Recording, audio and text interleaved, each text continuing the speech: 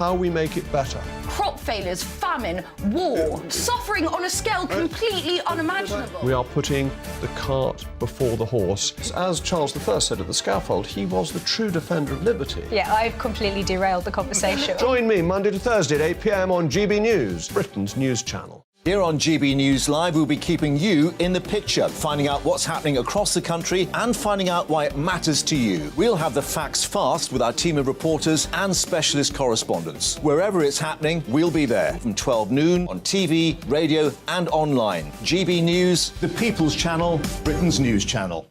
I'm Andrew Doyle. Join me at 7 o'clock every Sunday night for Free Speech Nation, the show where I tackle the week's biggest stories in politics and current affairs with the help of my two comedian panellists and a variety of special guests. Free Speech Nation, Sunday nights from 7 on GB News, the People's Channel, Britain's news channel. Here on GB News, we're starting the conversation and having the debate that the establishment won't have. No one will be cancelled. Join me at 4 p.m. every Saturday and Sunday. We'll be discussing all the big topics of the weekend. Oh, get cracking! Always honest, always fun. Only on GB News, Britain's news channel.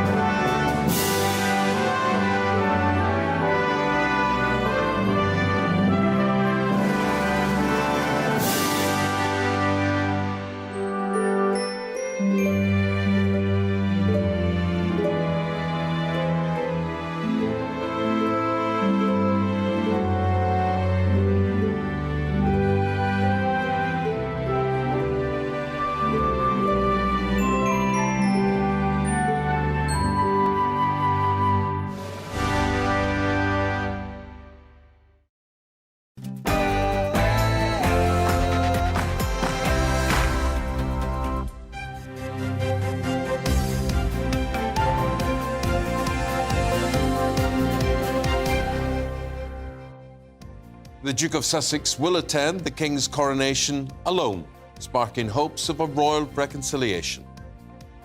Good morning. It's 6 o'clock on Thursday, the 13th of April. This is Breakfast on GB News with Eamonn and Isabel. Leading the news this morning, Prince Harry will attend the coronation of his father, the King. His wife, Meghan Markle, will not join him at the event, which clashes with her son Archie's 4th birthday. President Joe Biden has vowed to support what he calls Northern Ireland's vast economic potential as he used a speech in Belfast to urge politicians to work together. Today, he'll address the Irish Parliament amid warnings the move could alienate unionists. A 74-year-old man has been extradited from Pakistan and charged with the murder of PC Sharon Beshnevsky, who was shot dead in Bradford in 2005. Tensions are growing within Labour as LGBTQ activists challenge Sir Keir Starmer's handling of trans controversies. We'll bring you an exclusive report. And as the IMF predicts Britain to be one of the worst performing economies, even behind Russia, we'll reveal the latest GDP figures when they're published just after 7 o'clock. What GDP stands for? Gross domestic product. And it really is a measure of how we're growing as an economy, how we're doing or not exactly. OK, get in touch the usual ways. There it is on your screen on this Thursday morning. GB Views at gbnews.uk. Are you off this week? Are you on this week? It's very quiet where I live. The streets are very quiet. Yeah. I feel like everybody's off somewhere. Well, people can be off. They can be on holiday. The schools, of course, aren't back either. Parliament's off. But then other people have got to work. Let us know what you're doing. And incidentally, I do have to say my thoughts go out. Anybody in a caravan, anybody in a tent, with the after wind, storms and things of the past few days. My umbrella got knocked over yesterday in the garden. Yes. So if you're in a tent, if you were sleeping under it. Yeah. How awful it all would be. Get in touch and we'll have a bit of crack about that.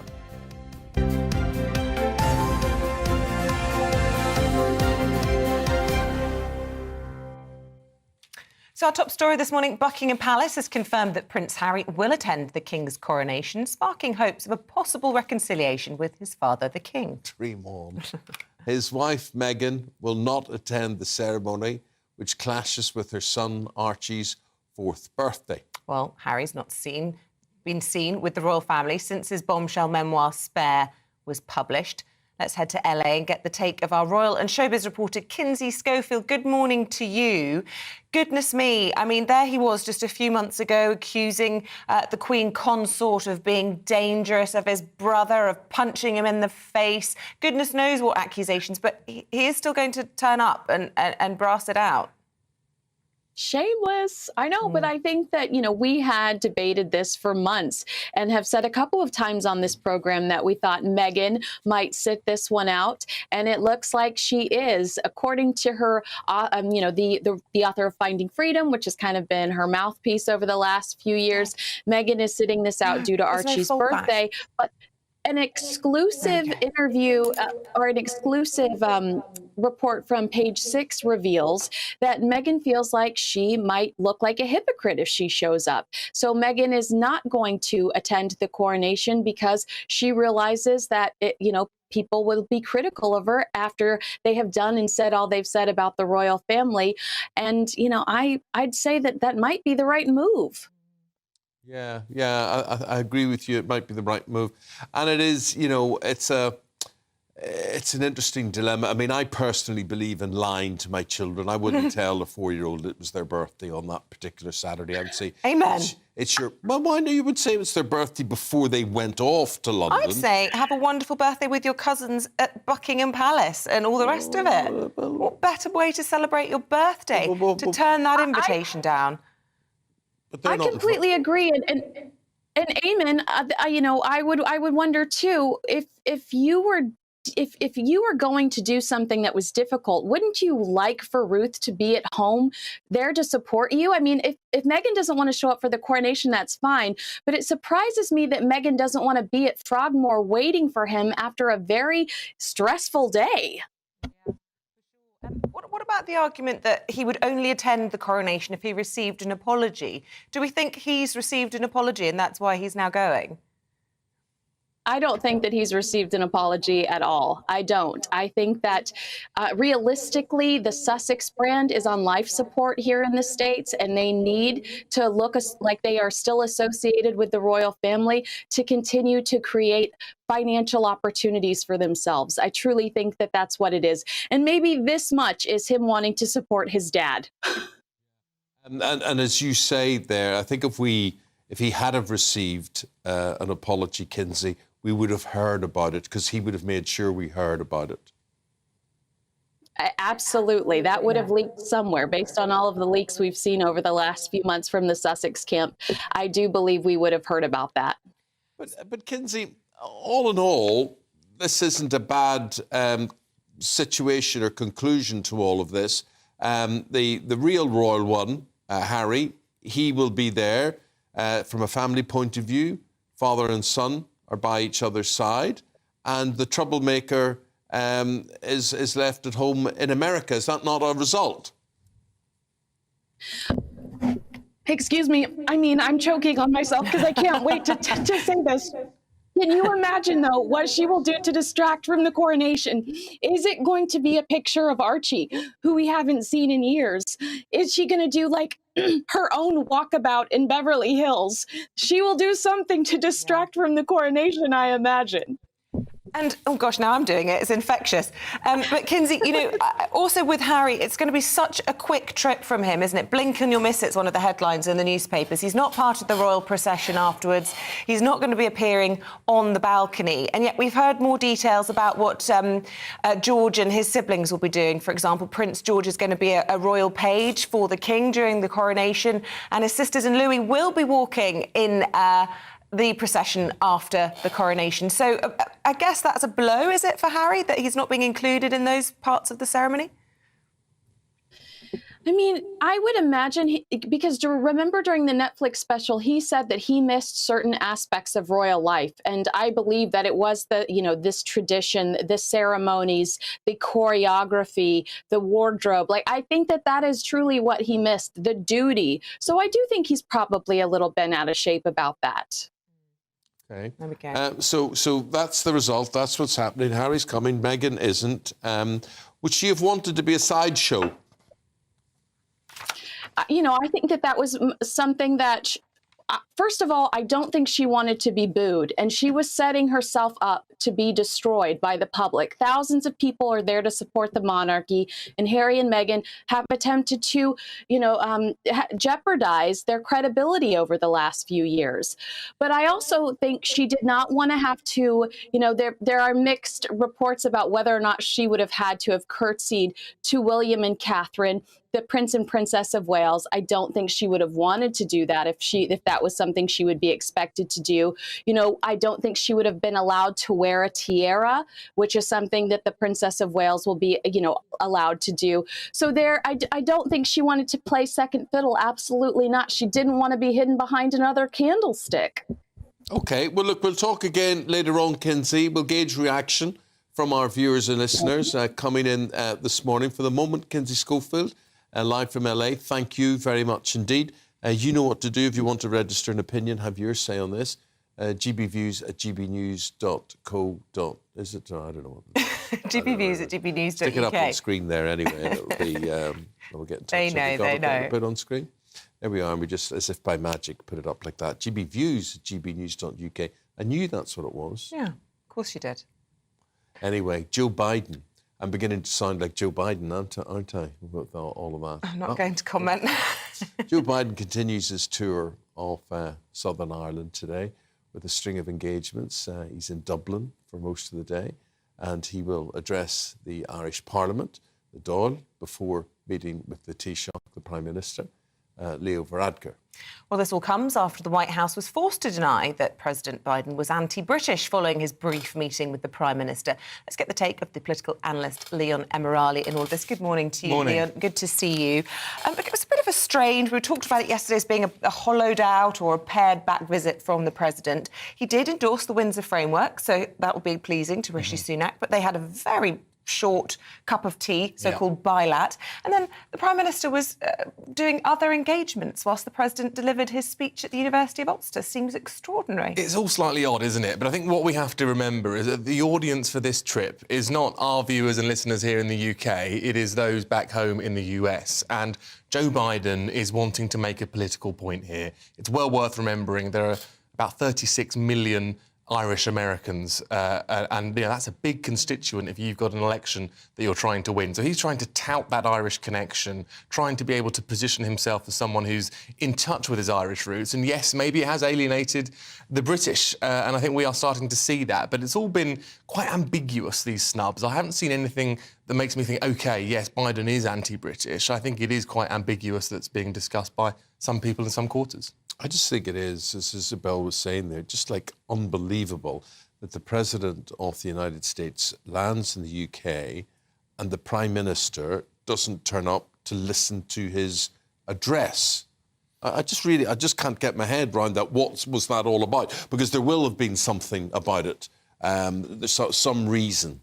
Yeah, I mean, look, we've seen some strained relationships between the UK and US ever since, really, the Brexit vote. And I think that's what's at the crux of this, is that America aren't, big fans of Brexit. I think they would have wanted the UK to remain part of the European Union. And now they see Ireland as their route into the European Union. But he did give a speech that was down the middle. It was very conciliatory. It was very dignified.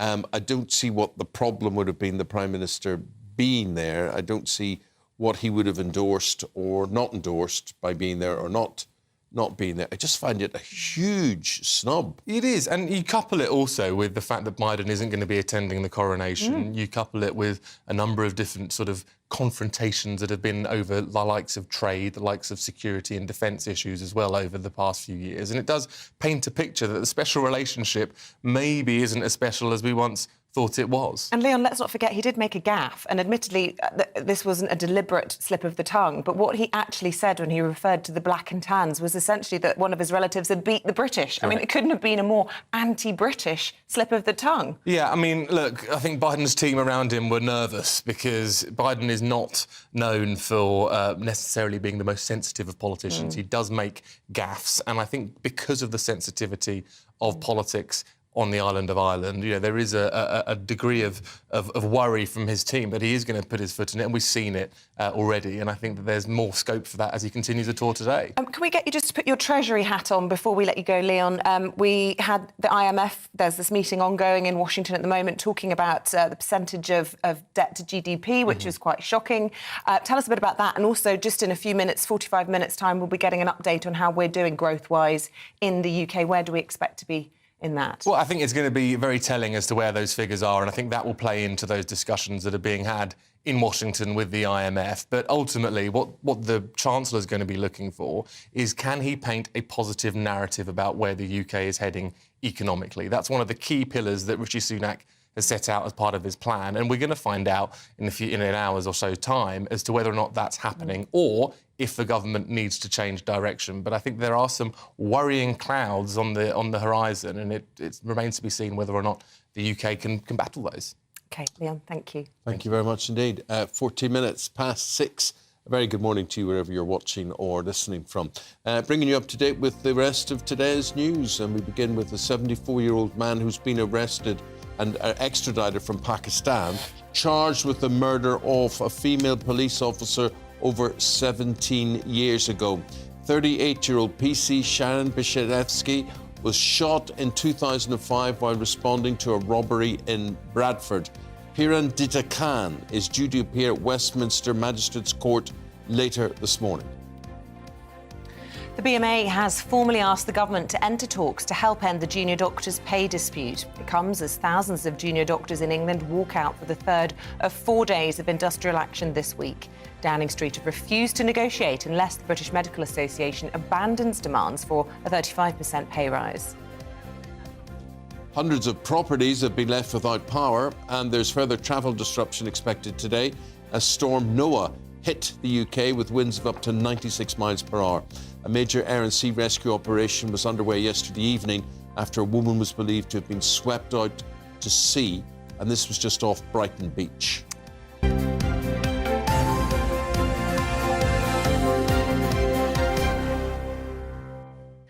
Just leafing through the papers this morning, something caught my eye. I don't know if people at home listening or watching ever followed The Rules. This was a book that was published in the 90s, which set out dating tips for women, and it was featured in Sex and the City. People from Beyoncé to even, dare I say, Meghan Markle followed it. It was a huge cult thing.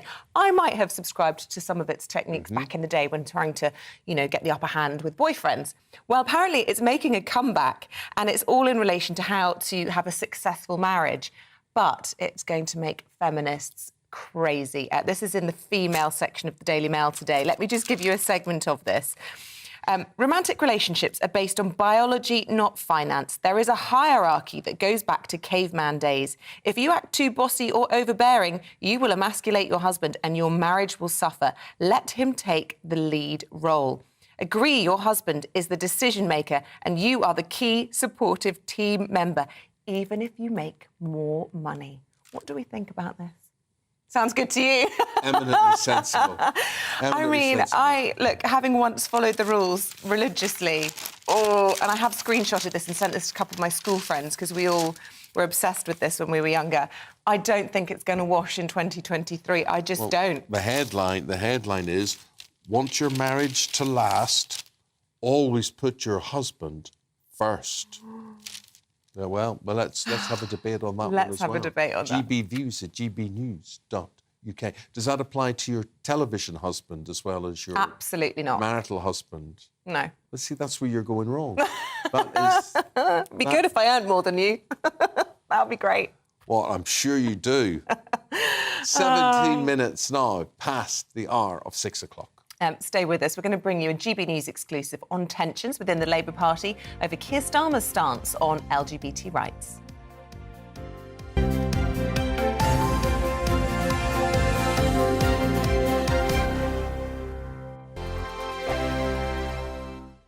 Monday to Thursday nights on GB News. At 6, it's Deebs & Co. 7 o'clock, Farage. At 8, join Jacob Rees-Mogg. And at 9, Dan Wootton Tonight, followed by headliners on TV, radio and online. This is GB News. It's all about family, being in people's living rooms, all the interaction and getting to know who our viewers and listeners are. When I was young, my dad used to say, Nana, stop arguing. I wanted an outlet that would enable me to give my opinion. People are going through a really hard time right now, and I know that you don't feel like you're being listened to by the establishment. I came to GB News because it's the People's Channel, and I want the audience to have their say on the events of the day. We're dynamic. We do something different. Democracy shows that the wisdom of the nation is in its people. I get to travel to find out what the story is from a personal perspective. The British people aren't fools. We know when we're not being told the full story. We've got to work out how Britain moves forward from this. It's the best country in the world. The establishment had their chance. Now we're here to represent your views. Britain's watching. Britain's watching. Britain's watching. We're proud to be GB News. The People's Channel. Britain's news channel. Join me, Patrick Christie's, Monday to Friday, 3 till 6. We tackle the day's news agenda like you've never seen before. It's high tempo, high octane, the most controversial topics, and the best guests. You will not be able to take your eyes and ears off it. I'm not afraid to ask the questions that you really want answered. 3 till 6 p.m, Monday to Friday on GB News, the People's Channel, Britain's news channel. I'm Andrew Doyle. Join me at 7 o'clock every Sunday night for Free Speech Nation, the show where I tackle the week's biggest stories in politics and current affairs with the help of my 2 comedian panellists and a variety of special guests. Free Speech Nation, Sunday nights from 7 on GB News, the People's Channel, Britain's news channel.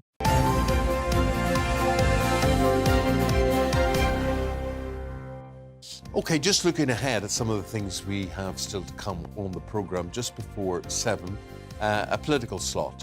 Chris Philp, and we'll be asking him if it's right to cut red tape around the police at a time when trust is at an all-time low.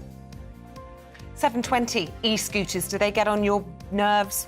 They're being trialled across the country, and we're asking if the UK should follow the lead of France in banning them. Well, they're a bit dangerous and scary. Look at that. Now, look, say Look at that's, that. I don't know if that's No 10 traffic miles jams. an hour, 15 miles an hour. But imagine being hit with that, Isabel. It's fine if they're kept on the roads or given a lane, cycle lane on the roads. I agree. There When just they get needs on the pavements. infrastructure. So I think we're probably on different teams on this, which makes great debate. So let us know your thoughts. At 7:20, we'll be debating pros and You're cons. in favour of being on that and Well, hitching you know me, around. like I've never actually ridden on an e-scooter, I'll admit, but I do think we have a huge problem in London, and I'm probably certain across most of the big cities, Bristol I've spent a lot of time in, of congestion, and anything that can get fewer people in cars, easing the congestion, better for the air quality, I'm in favour of. Unless they collide with you. Well, yes, but then you've just got to make it safe, as safe as Yeah. possible. OK. GB Views at gbnews.uk, or you can tweet at GB News. No, you should sing that. That's our little You say that. Have you ever heard me sing Eamonn? Oh, yeah, forget Yeah, that. don't do Okay, that. Just email or whatever you do. You sing it.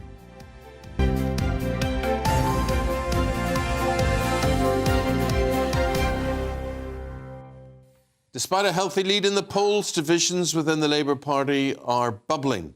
Yes, GB News has learned this week that the LGBTQ+ wing of the party is considering withdrawing from Pride marches this year due to how toxic the brand has become amongst the community. Well, our deputy political editor, Tom Harwood, with his take on the story.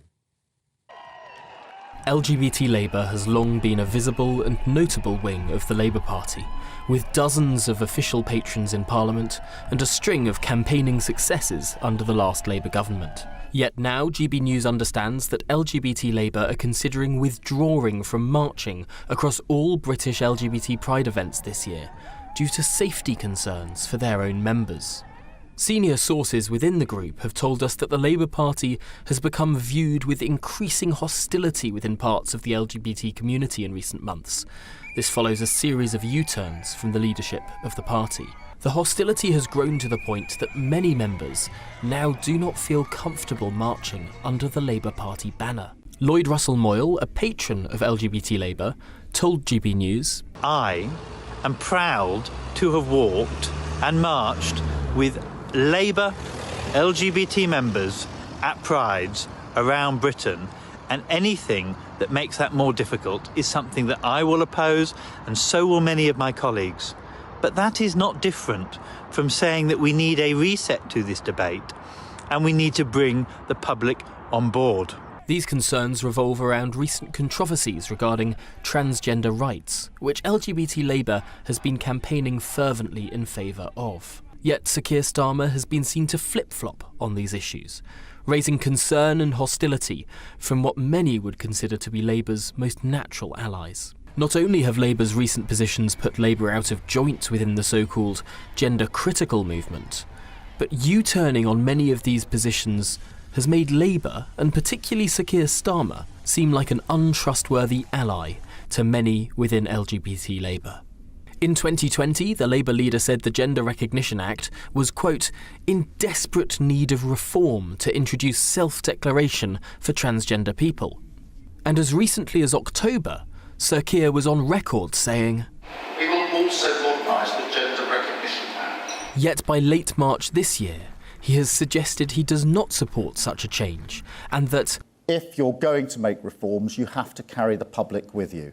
And I think that's a very important message, and I think that's why it's clear that in Scotland there should be a reset of the situation. Starmer has also come under criticism for meeting with an anti-LGBT pastor over the Easter weekend. Steve McCabe is a Labour MP who has called on the party to allow so-called gender-critical groups to attend conference, alongside LGBT groups. It seems a bit strange if, because there is a disagreement and some, difficulty over the rights of certain individuals and certain groups, that should descend into total factionalism. It seems to me to defeat the purpose of the exercise. So, I guess my view is people should just calm down a bit and see if they can actually reach an accommodation with each other. One thing's for sure, in trying to please everyone, Sir Keir Starmer is at risk of losing allies across the board. Tom Harwood, GB News. And Tom joins us now. Good morning to you, Tom. Look, this could become a bit of a headache, could it not, for the Labour Party as we head into an election year next year? It certainly could. The LGBT wing of the Labour Party is such a crucial element. It's a very visible element of the Labour Party, and something as symbolic as withdrawing their presence from pride marches right across the United Kingdom shows a great deal of unease. Now, it must be said my sources within the group have not yet made a final decision on this, but the very fact that they are considering not having a Labour presence at pride marches across the United Kingdom for the first time in, 30 years, that is a really significant moment. And it goes to the heart of a problem within the Labour Party as things stand.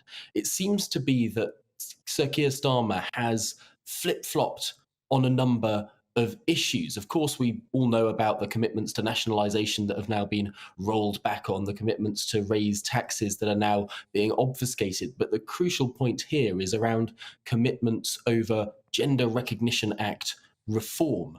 Sir Keir Starmer, when he stood to be Labour leader, said that this was an outdated piece of legislation that needs to be modernised. He wanted to introduce self-ID, as Nicola Sturgeon tried to do in Scotland.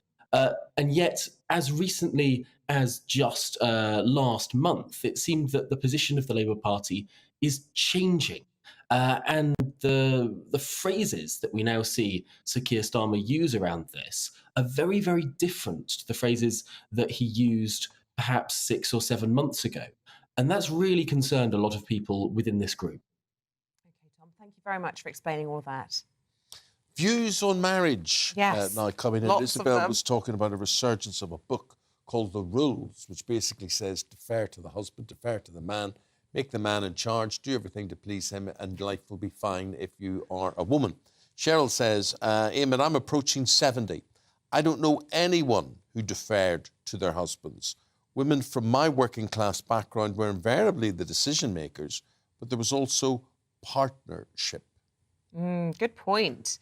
Claire says, this is an insult to men. It's saying a strong woman can't be married because men are too sensitive to be with them. I earn more than my husband. I have strong opinions. I'm probably difficult to live with at times, but we are a team. And he has equally strong personality. It works. I have to say I'm probably in Claire's camp with that. Cara says, good morning, Eamonn and Isabel. I had 36 years of a very happy marriage during which I put my husband first. My husband put me first. And between us, we put our children first. I mean, that seems pretty straightforward, right? Everybody in a loving family is equal. This one, Geraldine has got in touch. Behave like a doormat, you'll be treated like a doormat. I learnt this age 17 watching my then boyfriend's parents. They eventually divorced. Wise up.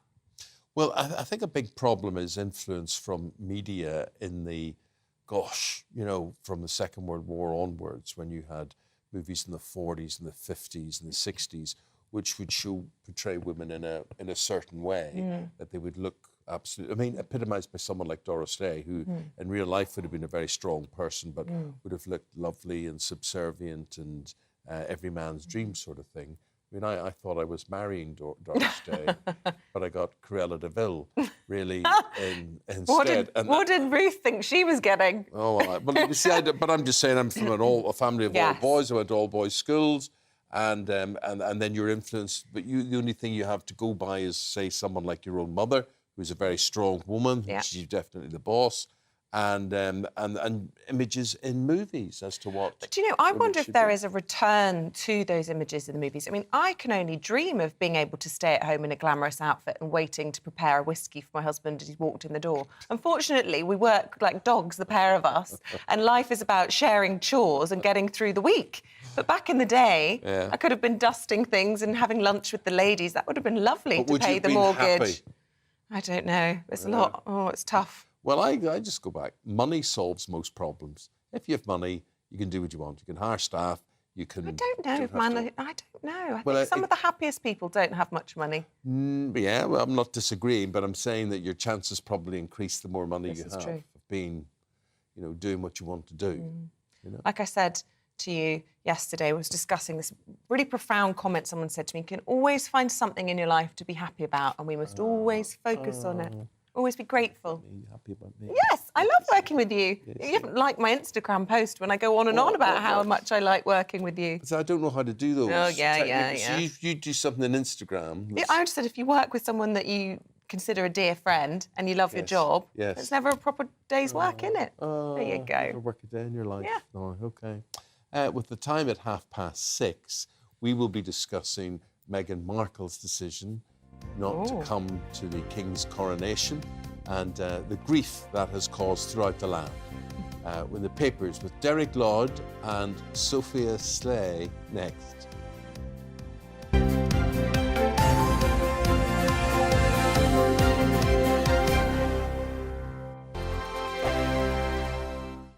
I joined GB News because I was sick and tired of not hearing my views being represented, not just mine, but so many people that I knew and spoke to. I just couldn't get my voice out there. I couldn't say anything. I couldn't do anything. Whatever the narrative was, I kind of had to follow it. GB News is there to provide a voice for those who have been ignored by the establishment media. We think different things, we've got a different style. GB News is here to be optimistic and positive about the future. It's real kind of dynamic and flowing, with the audience very much at the heart of it, like a big family. Here at GB News, we talk about the things that matter to you. Hearing the voices from right across our towns and cities, especially our towns. All sides of the argument represented with a heavy dose of opinion. We're on a mission here to make a difference. And the GB News family really is here for you, and whatever time of day you can watch or listen. Britain's watching. Britain's watching. We're proud to be GB News, The People's Channel. Britain's news channel. Hello, I'm Michelle Dewberry, and you can join me every weekday 6 till 7 on Jubes and Kerr. You're an inspiration to us all. Clip that bit up. Well, you are. That's my ringtone. My political ambitions those days are gone, I can tell you. She's only teasing. Go on. He's probably going to want to lay down now. I'll give him 2 minutes to have one. Let's respectfully disagree. That's what we like on Jubes and Kerr. Come and join us. GB News, The People's Channel. Michelle Dewberry, weekday evenings at 6 o'clock. Westminster is going around in ever-decreasing circles, followed by the media. Britain is broken. How on earth did we get into this mess? But more importantly, how do we get out of it? Join me at 7 p.m, Mondays to Thursdays on Farage, here on GB News. We will have open, rational debate. We've got to work out how Britain moves forward from this. Join us here on GB News, the People's Channel. Britain is watching.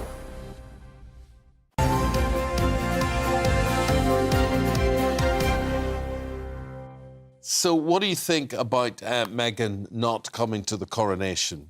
Hiromi says, I'm very happy that she won't be there. I was hoping Harry won't be there either. I wish the British royal family would not refer to her as the Duchess of Sussex. She is no longer a royal. But she is, isn't she? Yeah. She is, yeah. The children But have she just got titles and now, and they didn't care about titles. They're prince and princess, Yeah. aren't they? Yeah. She wants to cut ties with the royal family, just using the title to make money. That is the perception, Linda, isn't it? thank goodness Meghan's not coming. However, it's a pity Harry's coming. I used to love him, but he's tried to destroy his family. Shame on him. I mean, there's so many. Well, look, we're going to go through the papers, and that's going to feature very, very shortly. And we'll just look at the front pages that you've got on this Thursday morning. Daily Mail, first of all, and they focus on this story. Harry's blink and you'll miss it coronation visit. Apparently, he's going to be in and out. Here's the Sun. It has a go at the Duchess of Sussex for missing the coronation, despite the King walking her down the aisle before her that's a wedding. good- It's very clever. isn't The it? King was there for you. So sad you can't make it for him. Guardian, they've got Joe Biden on the front page, pledged $6 billion to Northern Ireland. We'll have that, thank you. And here's the Times. It says British lives have been put at risk by a leak of US intelligence. That's according to a warning to MPs. And the Metro goes with naked fury as Channel 4's show Naked Education receives 1,000 complaints from furious viewers. What happened? I missed that one. What was that? I Did don't you know, see but it? I saw some of Dan Wootton showing it last night and I had to look away. Really? Yes. Oh, Mainly, quite I just don't graphic, was it? understand why every time people get naked on the telly, there's not much to talk about. Get what I'm saying? You know, No, you see, these aren't beautiful bodies. Unless you're beautiful, why would you take your clothes off on TV? I don't. These weren't beautiful bodies. No. Sure. No, it's like that one, Naked Attraction, which, incidentally, my son has worked Everyone in Manchester seems to have worked on that show. But he's worked on it, and I forbade him. I said, as your father, morally, you're not to work on that programme. Good. And he went and worked on it. Of course he did. So he did. But the thing about that show is they try and make out, you know, they look there and they say, what was it about Eamonn that made you reconsider or whatever as you're standing there with your genitalia on show? And It's just we're animals at the end of the day. Are we voyeuristic. nothing more than animals? They try and make it out that it's educational. No. And all it is a good old Gratuitous. God. Yes. Yeah. And that's why I wouldn't do things like that. I wouldn't go on programmes like that. People just looking at me, getting their jollies. Well, exactly. Looking at me. Thank goodness. Ridiculous. Going through the papers in much more detail this morning, the author and the businessman, Derek Ladd. Good morning. As well as the deputy political editor of HuffPost UK, Sophia Slay. Very nice to see you both. And Derek, we're going to start with that story that people are commenting on. It's the big story in town. Prince Harry coming to the coronation, but without his wife. It's a good and also a sad story. I mean, it's good that he's going, but it seems to me it's very sad that his children won't be there. Forget Meghan. I mean, the children have been caught up in this very poisonous, vexatious situation. And I think in years to come, they will very much regret not being at their father's coronation. They talk, Derek, it's strange you say, I mean, they talk about it being one of the children's 4th birthdays. But what a present to be able to give a child to say, on my birthday, I watched my grandpa become king. You are so right. And I think it's something that actually they will live to regret. But just put that to one side for a moment, because there's something underlying this story which I think should really come to the foreground. And that's that the royal family are actually no longer royal. They've become a celebrity family, which is why people actually don't have any deference towards them anymore, and why the newspapers, particularly the Mail, are so extremely vile about them. And Sarah Vine does it extremely well. A pint of vinegar comes from her pen, so to speak. And I think there's something reasonable in saying, don't judge me if you don't know me. And most of these people writing about Meghan Markle will never, ever, ever have met her.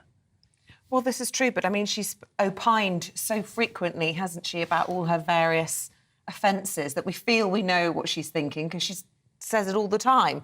But do you think it is down to the Sussexes that the royal families have been cheapened, if you like, to celebrities, or is it all of them? No, I think that this is an interesting question, and it's debatable when the sort of celebrity culture around the royals started.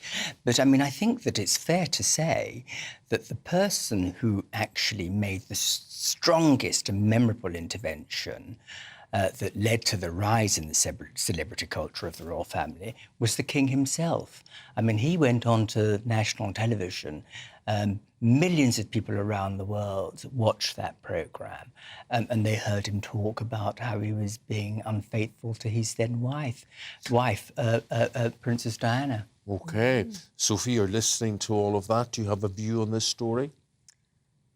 I actually think the Buckingham Palace will be quite happy with this outcome, because I think it will avoid a lot of the kind of psychodrama that surrounded the Sussexes when they come here. And I think they'll probably be quite pleased. There's not going to be, you know, the kind of big media storm that there is a lot of the time around Meghan and Harry. And I think it means that the Sussexes won't be stealing the headlines from Charles's coronation.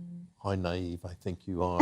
There will still be. I mean, Derek was saying how it's bread and butter for the Daily Mail and papers like that, and it's clickbait everywhere. I just think it's inevitable. Whether she arrives, whether she doesn't, whether he comes or doesn't, it's going to be about them. They're going to click and write stories, lots of stories about this. I mean, the poor child, what's he called? The child? Archie, Prince Archie. Archie's 4. Oh, something fell out. Archie's 4. And this is going to he will be front page as well that day. Yeah, no, I mean, I think you're right. I mean, they are like catnip for the media, aren't they? Yes. You know, I mean, we can't get enough of them. I mean, you think of, you know, Harry's book Spare, the Oprah documentaries, the Netflix documentaries. You know, people love them or loathe them. People cannot get enough of them and want to read about them, even if they, like you say, you know, the people writing about them have never met them. But Sophia, you know, do you think it will be an unfortunate moment or an interesting moment or awkward moment when you've got Prince Harry sitting in Westminster Abbey whilst Queen Camilla is crowned? I mean, he called her dangerous. And everybody knew that Camilla was Charles's red line. You don't insult my wife. Accused his brother of attacking him. That was all over stuff relating to his wife, wasn't it, allegedly? I mean, there are going to be some incredibly awkward moments, and there'll be cameras everywhere. 100%. I mean, you can probably expect, you know, the top 10 awkward moments from the coronation in the press and things like that. The cameras will be trained on them and their facial expressions. Are they looking at each other? Have they exchanged a glance, a word? What's their body language like? You know, all the sort of body language experts will be rolled out. And I think there will be big questions as well about, you know, Harry's role in the ceremony. Is he going to be on the balcony? Apparently not. Not in the procession and not on the balcony. Straight out of the church and off back to the States. But Derek, you're hoping that some sort of oil could have been poured on all of this and that we could rise above all of this. But, I mean, realistically, that isn't going to happen. Oh, I'm not as ambitious as that. I think I think the royal family are Britain's poshest dysfunctional family. And I don't think after the coronation tensions will ease. If anything, they may very well escalate. And actually, I mean, I think that the escalation will come around hierarchy. I mean, this nonsense of whether you're on the balcony or whether you're not, I mean, seems to me to be extraordinarily trivial, rather like so many of the stories that relate to the family itself. But, and I totally agree with you about the celebrity status, but I don't necessarily criticise that, because I think what a dull place this country would be personally, if we didn't have a royal family, if we didn't have someone else to see as dysfunctional as opposed to our own families. But I do think it is a shame for the new king that it just will be overshadowed by this psychodrama, even without Meghan attending. But do you not think this is the best solution? This is probably the best solution, although even better, and you know what I'm like, but I would have loved it if he had brought his children. Can you imagine walking down the aisle with Princess Lilibet and Prince Archie? We talk about celebrityhood of the royal family. The American presidency is also like that. I looked at the Northern Irish situation and Joe Biden being in Belfast yesterday. It was all very well choreographed and whatever it is. And the only reason, I can understand why, I mean, the biggest celebrity showbiz politician I have ever seen was Bill Clinton. Just absolutely radiated charisma, and people are drawn to him. So people were standing to greet Joe Biden yesterday, Sophia, and there was an awful element of, my gosh, Americana has hit town. There's somebody really, really famous in Belfast. Yeah, there definitely was a sense of that kind of the Biden show had rolled into town. I think the sort of dynamic between his short visit in Northern Ireland and then his sort of much longer trip to the Republic spoke volumes, really. It did feel like, you know, when you saw his sort of interactions with Rishi Sunak, that was quite brief. It was, you know, they were supposed to have a bilateral that was scaled back to a coffee that everyone dubbed a bi-latte. But look, here's the bit I want to know, and you are the deputy political editor with HuffPost. Why, and I just can't get to it, why would Rishi Sunak, our Prime Minister, not have done Biden the courtesy of listening to his address at the Ulster University? What was going on there? I think it was probably quite carefully managed. Yes. It's a tricky time out there at the moment politically. You know, Stormont is paralysed because of the DUP boycott. They had their very, very carefully stage-managed moments together. There was the handshake off the plane, and then there was this sort of, I think it was, you know, a bit sort of stale coffee meeting where they posed and grinned.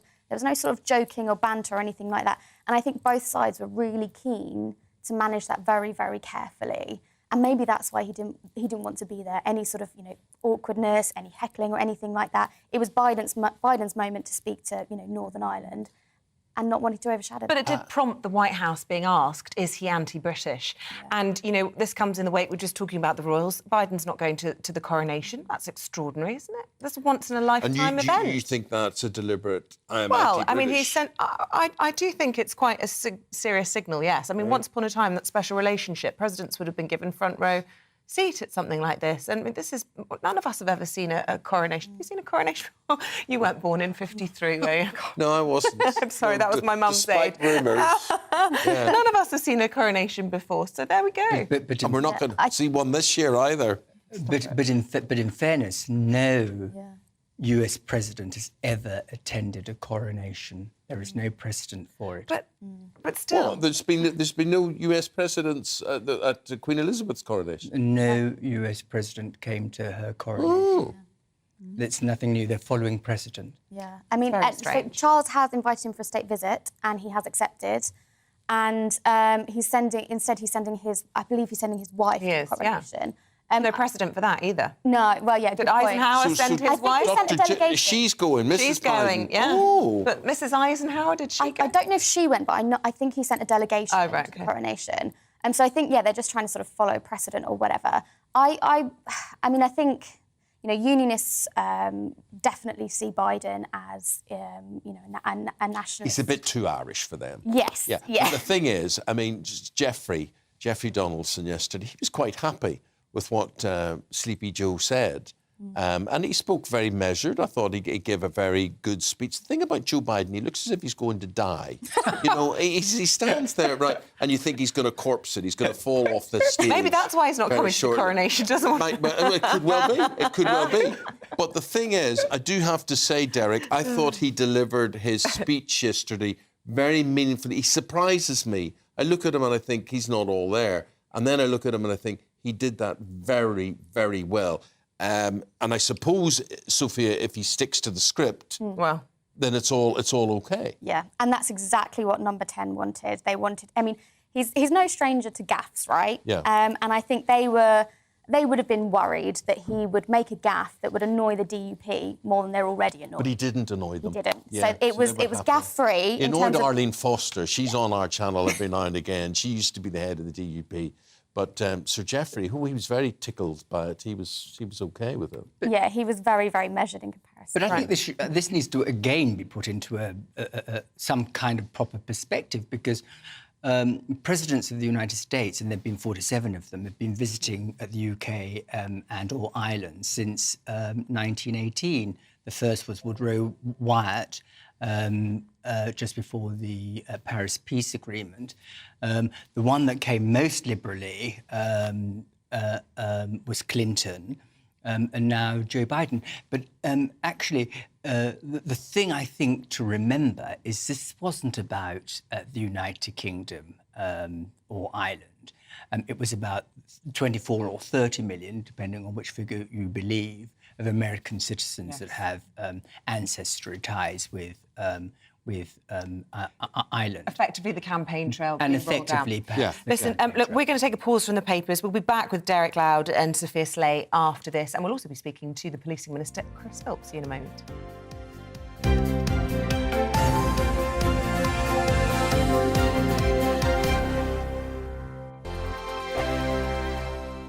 First and foremost, I am a GB News fan, and I was before I was working here. Just love the fact that we're asking the questions that a lot of establishment media won't ask. With a bit of a twist, we not only want to inform you, but we want to keep you entertained. It's worth the drive because you get in and the team's all ready and waiting, they're itching to go, and it's a proper little family. GB News is the People's Channel. It's the audience that makes the programme sing. We're giving our viewers and our listeners a voice. I see the thousands of your letters, tweets, emails, you name it, coming in. Britain is broken. How on earth did we get into this mess? But more importantly, how do we get out of it? The establishment had their chance. Now we're here to represent you. It's time for something different.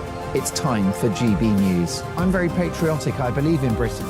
Our best days lie ahead. Britain's watching. Britain's watching. Join us here on GB News. The People's Channel. Britain's news channel. Monday to Thursday, 9 p.m. till 11 p.m. Join me, Dan Wootton. I'll bring you the sharpest takes and hottest debates. Do you not believe in prisons? I don't believe in prisons. I'm completely stunned. I guarantee you there'll be no spin, no bias, no censorship. I actually was personally quite offended by it. And no reason to go to bed. So I guess they've always been quite woke. That's Dan Wootton tonight on TV, radio and online. Monday to Thursday from 9 p.m. till 11 p.m. on GB News. The People's Channel, Britain's news channel. I'm Simon Evans. Join me on GB News for Headliners at 11 p.m. What's the scoop? I'll be joined by two of the country's top comedians. That's right. As we take a look at tomorrow's newspapers tonight. We're going to get into trouble. If it's a big story, we'll be covering it. Spill some tea on him. There we go. But we'll also have some fun. I wouldn't stick up a bank. My father didn't love me. So anyway. Headliners every night from 11 on GB News, the People's Channel, Britain's news channel.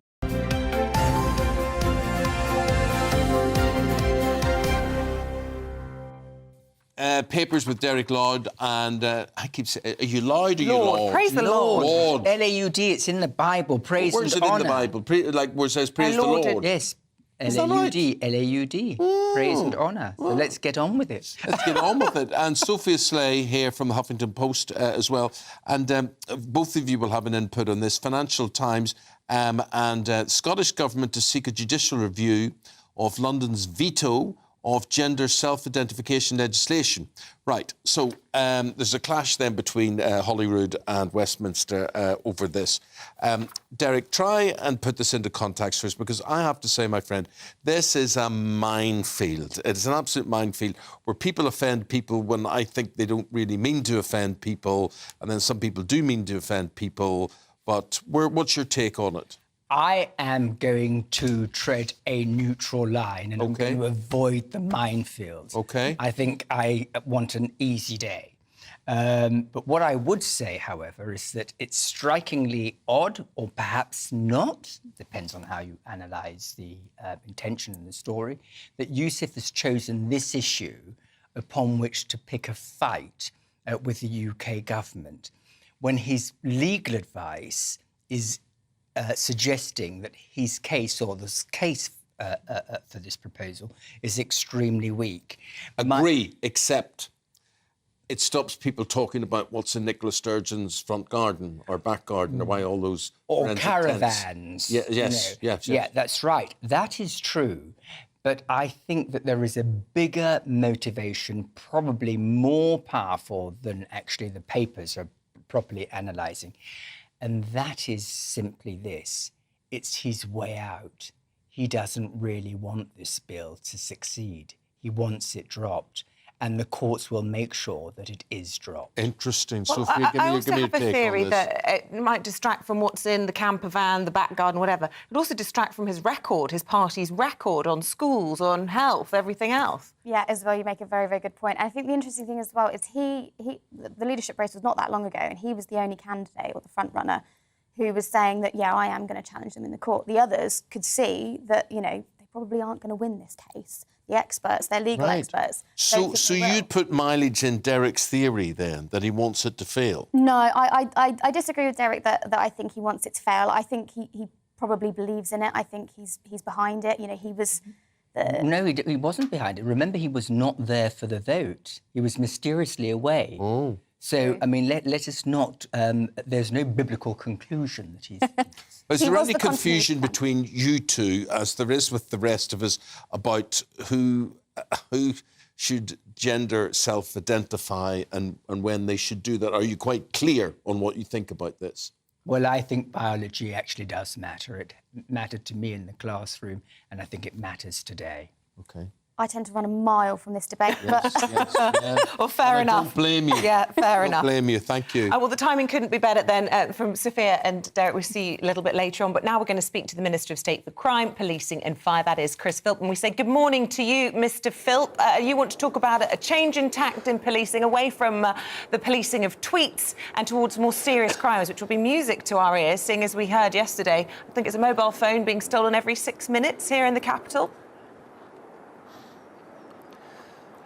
Good morning. Yeah, that's absolutely right. We want to make sure the police are spending their time protecting the public, catching criminals and keeping our streets safe. We don't want their time taken up either on very minor matters or on time-consuming bureaucracy. So there are changes we're announcing today to the way that the police are obliged to record certain information that will save, the police believe, 440,000 hours a year of police time that can be better spent catching criminals. So, for example, at the moment they're obliged to record a single report multiple times in some cases, which wastes a huge amount of police time.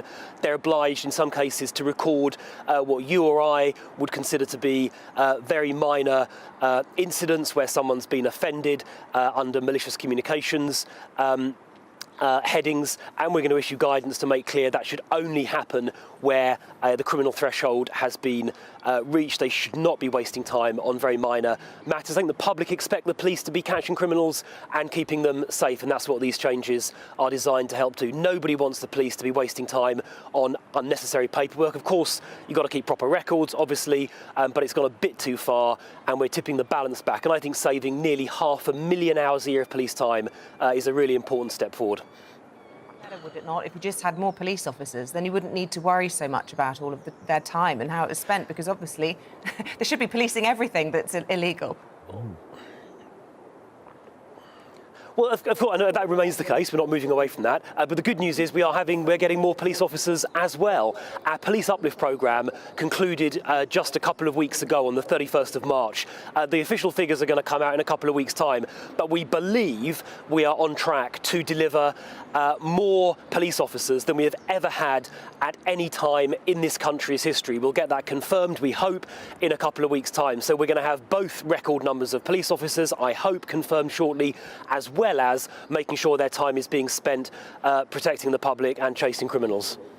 Chris, it's very good to have you here because I'm a bit unclear about something, and you might be able to shed some light on this. Yesterday in Belfast, right, the President of the United States, he turns up at the University of Ulster to give an address, and everybody's gathered there, all the parties in Northern Ireland, and a lot of people on the peripheries and whatever, and all the students are there.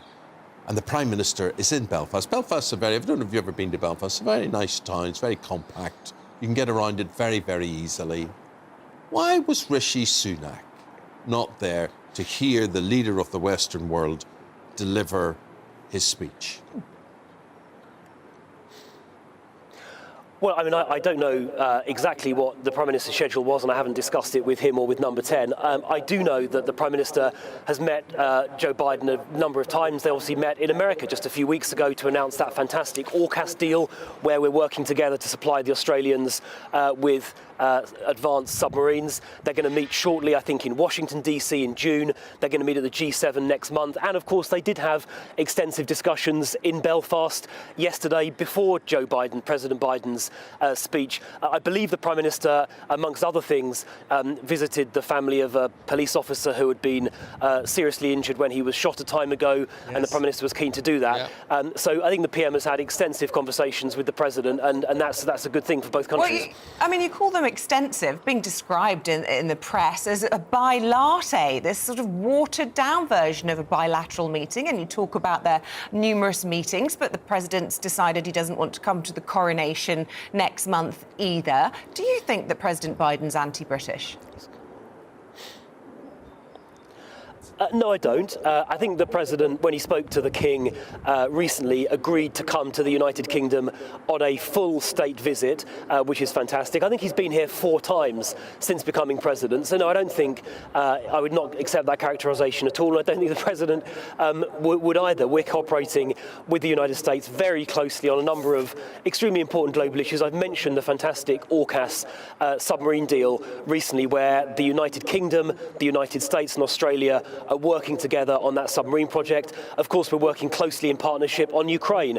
The UK is the biggest European donor of military aid to Ukraine. And we're second globally only to the US. We're working incredibly closely with the US on that issue and on global economic security as well. So, I think our relationship is in a good place, and we're working very well together.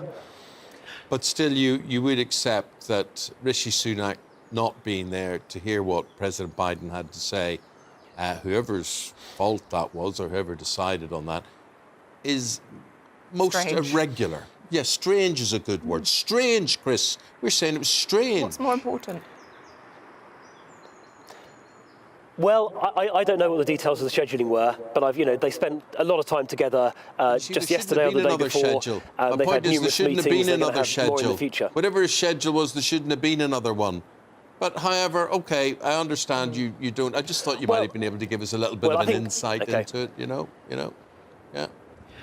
A final thought from you, if you will.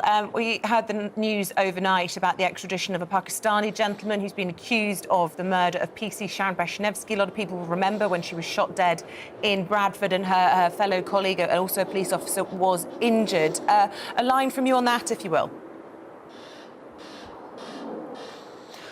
Well, I don't want to say too much about a case where there are live legal proceedings, but obviously we are determined as a government, as a country, to relentlessly pursue anyone who commits criminal offences here, to bring them to justice, and particularly where it's a police officer who's been assaulted or in this case murdered. We want to make sure the people who do that kind of thing, which thankfully is very rare, but where it happens, we want to make sure they are brought to justice. And that, I hope, is what is going to happen here. Chris Philp, thanks for your time today. Chris is the Minister for State for Crime Policing and Fire, and you are tuned in to GB News on TV, online, on digital, on everywhere. And we'll have more on Prince Harry's decision to attend the coronation in just a moment.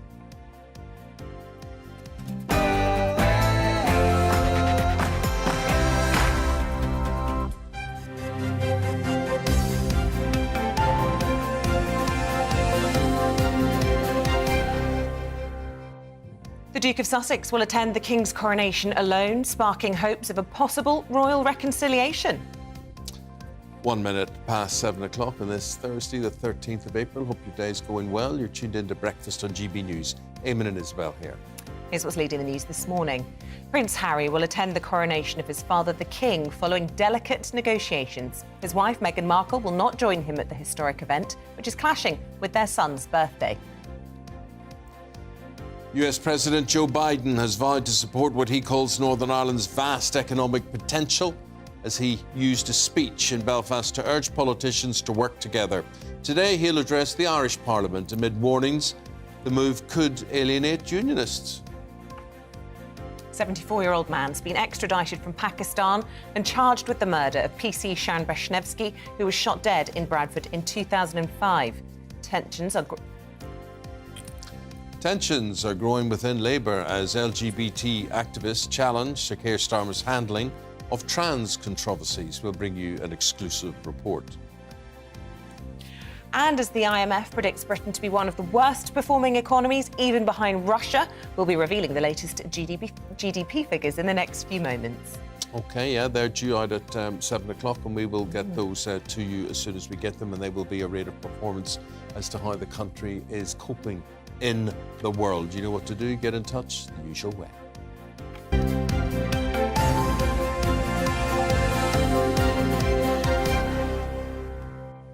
So it is our top story this morning. Buckingham Palace has confirmed that Prince Harry will be attending the coronation of his father, sparking hopes of a reconciliation with the King.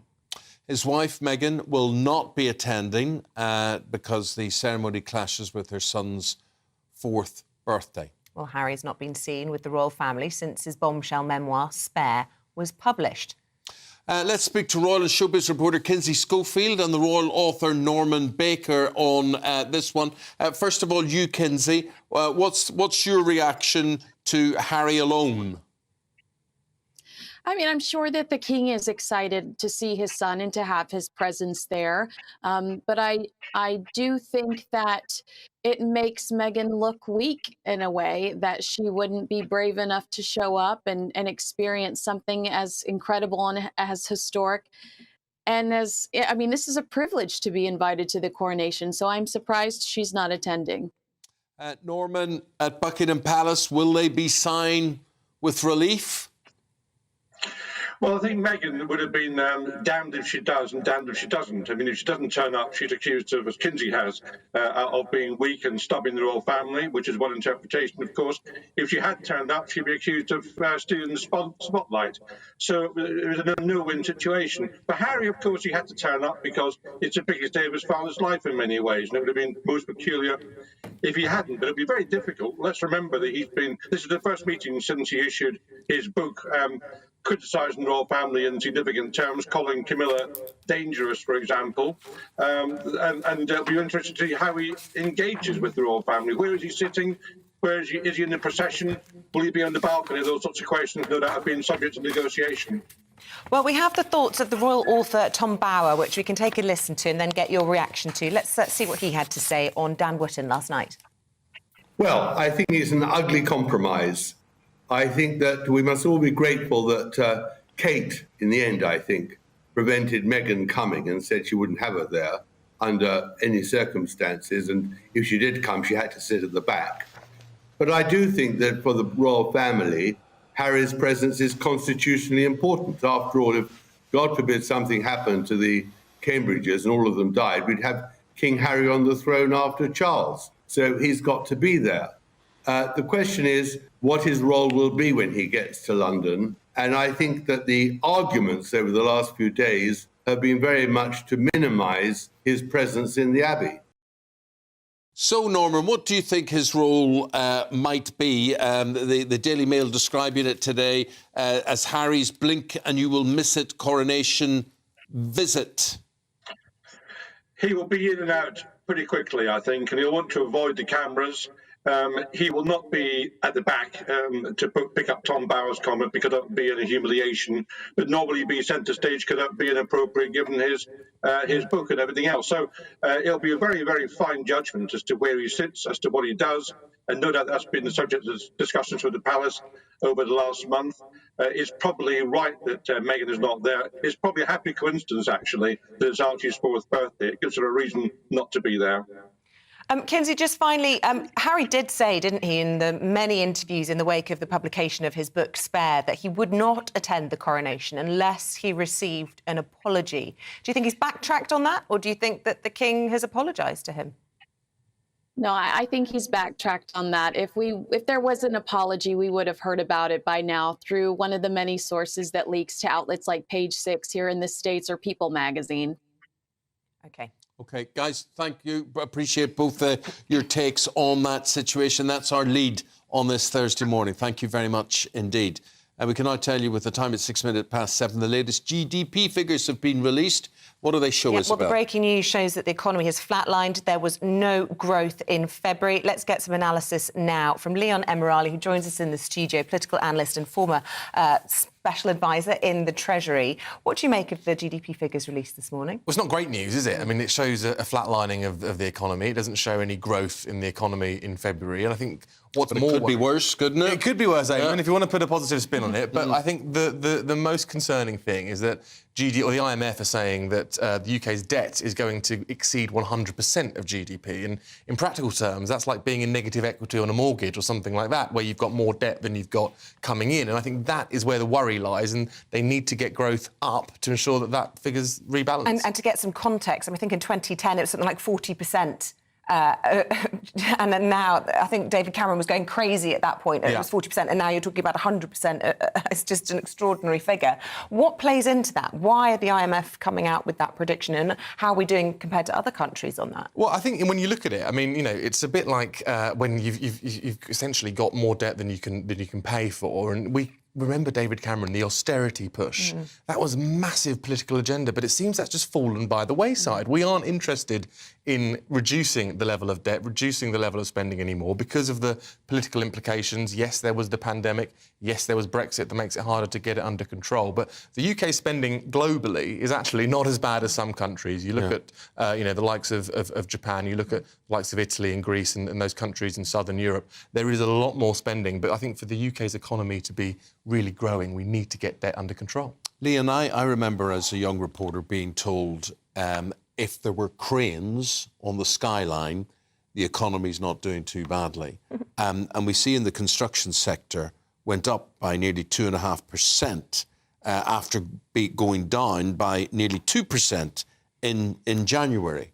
Yeah, and I think that is one of the positives in this set of figures, you know, a growth of 2.4%, but it does come off the back of a fairly significant drop. So, you know, there is ground to be gained on that. But I think, yes, the construction sector is vital to the economy. It's not just those who are building houses, building office blocks, whatever it might be. It's the whole ecosystem around construction. So I think it is a good barometer. But what's more worrying is the services sector seems to have fallen by 0.1%, and the UK's economy is incredibly reliant on services. So look, with your special advisor hat on, if you were in the Treasury today, I mean, we talk about these acronyms all the time, don't we? We've got the ONS today, who've published these latest figures. Yesterday, as you were saying, it was the IMF, International Monetary Fund.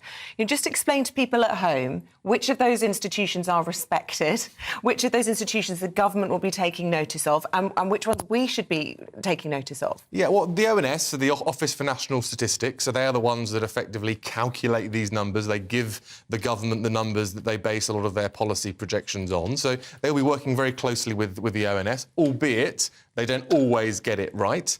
The IMF, the International Monetary Fund, they are a global organisation who are effectively overseeing the global economy. And there's a little bit more scepticism about how much we listen to them, and their forecasts aren't typically. So what would your advice be on the IMF forecast, is what I was trying to get at. And what do you think of what they've been saying? I think the UK government need to listen to what the IMF are saying, because it does paint a global picture. Okay. But I think we have to take it with a bit of pinch of salt.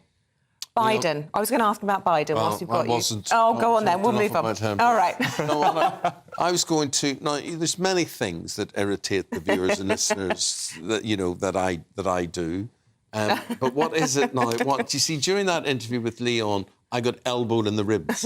And a man of my age, my ribs are quite delicate. Why did I get elbowed in the ribs? Because when I started asking about political acronyms, you started tapping the desk because you get bored and annoyed by me. I could tell. And I was like, stop it. I know you don't care about ONS, IMF, GDP. No, I was just amusing myself. Oh, really? Well, I told him off. Your hands are very cold. Cold hands, warm heart. I'm always freezing. Anyway, can I ask you, whilst we've got you, sorry, we got sidetracked by the breaking news there, but we did actually book you to talk about Biden. We just had a long chat with did we? See, I didn't know that. He's not here to talk about that. No, just the politics of the day. But we had a long chat with the policing minister just now about Biden, and we were really trying to get to the bottom of exactly why our Prime Minister, who was in the small city of Belfast, was too busy to attend the president's speech. What do you make of that? It's a strange one. There's no real logical reason behind why Sunak wouldn't make that deliberate, trip. right? There's a deliberate, and not one of us can pin down exactly what it is. It didn't just happen. Somebody decided it's not going to happen. Yeah. And I'm just puzzled. Well, look, it might be Eamonn for a number of reasons. The first one might be that they didn't want to distract from what Biden was saying. Just let him have his moment, let him give his speech, and it went quite well. Yeah. The second thing is that they don't want the UK to look as if they are sort of going by Biden's whim. So Biden goes and Sunak follows. I think there's a little bit of tension between us not looking like the junior partner in this special relationship. Or there could be something else going on behind the scenes, whether it's related to trade, whether it's related to defence and security, that means that relationship is slightly frostier than we're being led to believe. To me, it seems Rishi Sunak should have been delighted from what was coming out of Biden's mouth, hugely endorsing his baby, the Windsor Framework. Yeah, and it's all smiles and, all hugs and kisses when they're enjoying their coffee together. But I think that there is a lot going on in that relationship with the UK, especially with the US, especially post-Brexit. So there is a great deal of talk going on around trade agreements, great deal of talk around obviously what's going on in Ukraine, and there's tensions now in China with China too. So there's a lot of conversation going on, and I do think that maybe Biden and Sunak have got a slightly strained relationship as a result. You see, in short, it's like me inviting you round to my house, and they say Leon does a great song and dance act, and he's going to sing for us. You would turn up, you would sit. He's in Sunak's part of the world, or it should be Sunak's part of the world, as part of the UK, and he's the host. Yeah. And I think that he should be there to appreciate the performance that is going to happen. So it's more than very strange, but it's a little, well, anyway. There's something going on. But look, I'd be delighted to pop round, Eamonn, and sing you a song. Only if you dance and sing. Only if I dance. But no, there's something there, isn't there? Rishi Sunak is the host. He is still the Prime Minister of the United Kingdom, and therefore Northern Ireland falls into that. So it's slightly odd. It's slightly bizarre, but we're going to see that Biden's clearly prioritising the Republic of Ireland. He's clearly seeing that as the main pillar of this trip, and the UK and Northern Ireland seem to have been sidelined. OK. I have to say, I thought he did give a very good speech. He did. Though, yesterday, Bit of a gaffe when he got to Ireland, but anyway. Leona Morelli, as ever, thank you very much. Thank you. 14 minutes past 7 o'clock it is, whether you're listening on radio or television, or wherever you are. Online. It's very good. Well, let's bring you up to date with Stop It! I'm taking that pen away. Do you know, actually, I get tweeted saying confiscate that green pen from him. Is that right? Yeah. Anyway, here are the headlines as they're shaping up for you this morning. A 74-year-old man has been extradited from Pakistan, charged with the murder of a female police officer. This was 17 years ago. She was 38-year-old PC Sharon Bishnevsky, and she was shot in 2005 while responding to a robbery in Bradford. Piran Dita Khan, he's due to appear at Westminster Magistrates Court later today. We'll keep you posted on that. The BMA has formally asked the government to enter talks to help end the junior doctors' pay dispute. It comes as thousands of junior doctors in England walk out for the third of 4 days of industrial action this week. Downing Street will refuse to negotiate unless the British Medical Association abandons demands for a 35% rise. Hundreds of properties have been left without power, and there's further travel disruption expected today as Storm Noah hit the UK with winds of up to 96 miles per hour. A major air and sea rescue operation was underway yesterday evening after a woman was believed to have been swept out to sea. That was off Brighton Beach.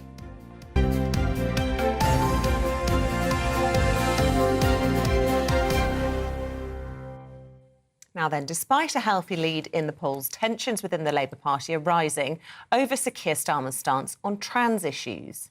GBNews has learned this week that the LGBT wing of the party is considering withdrawing from Pride marches this year due to how toxic the party brand has become amongst that community.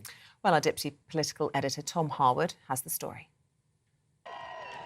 LGBT Labour has long been a visible and notable wing of the Labour Party, with dozens of official patrons in Parliament and a string of campaigning successes under the last Labour government. Yet now GB News understands that LGBT Labour are considering withdrawing from marching across all British LGBT Pride events this year, due to safety concerns for their own members. Senior sources within the group have told us that the Labour Party has become viewed with increasing hostility within parts of the LGBT community in recent months. This follows a series of U-turns from the leadership of the party. The hostility has grown to the point that many members now do not feel comfortable marching under the Labour Party banner. Lloyd Russell Moyle, a patron of LGBT Labour, told GB News, I am proud to have walked and marched with Labour LGBT members at prides around Britain, and anything that makes that more difficult is something that I will oppose, and so will many of my colleagues. But that is not different from saying that we need a reset to this debate and we need to bring the public on board. These concerns revolve around recent controversies regarding transgender rights, which LGBT Labour has been campaigning fervently in favour of. Yet Sir Keir Starmer has been seen to flip-flop on these issues, raising concern and hostility from what many would consider to be Labour's most natural allies. Not only have Labour so-called gender-critical movement, but U-turning on many of these positions has made Labour, and particularly Sir Keir Starmer, seem like an untrustworthy ally to many within LGBT Labour. In 2020, the Labour leader said the Gender Recognition Act was, quote, in desperate need of reform to introduce self-declaration for transgender people. And as recently as October, Sir Keir was on record saying, we will also modernise the Gender Recognition Act. Yet by late March this year, he has suggested he does not support such a change, and that if you're going to make reforms, you have to carry the public with you. And I think that's a very important message, and I think that's why it's clear that in Scotland there should be a reset of the situation. Starmer has also come under criticism for meeting with an anti-LGBT pastor over the Easter weekend.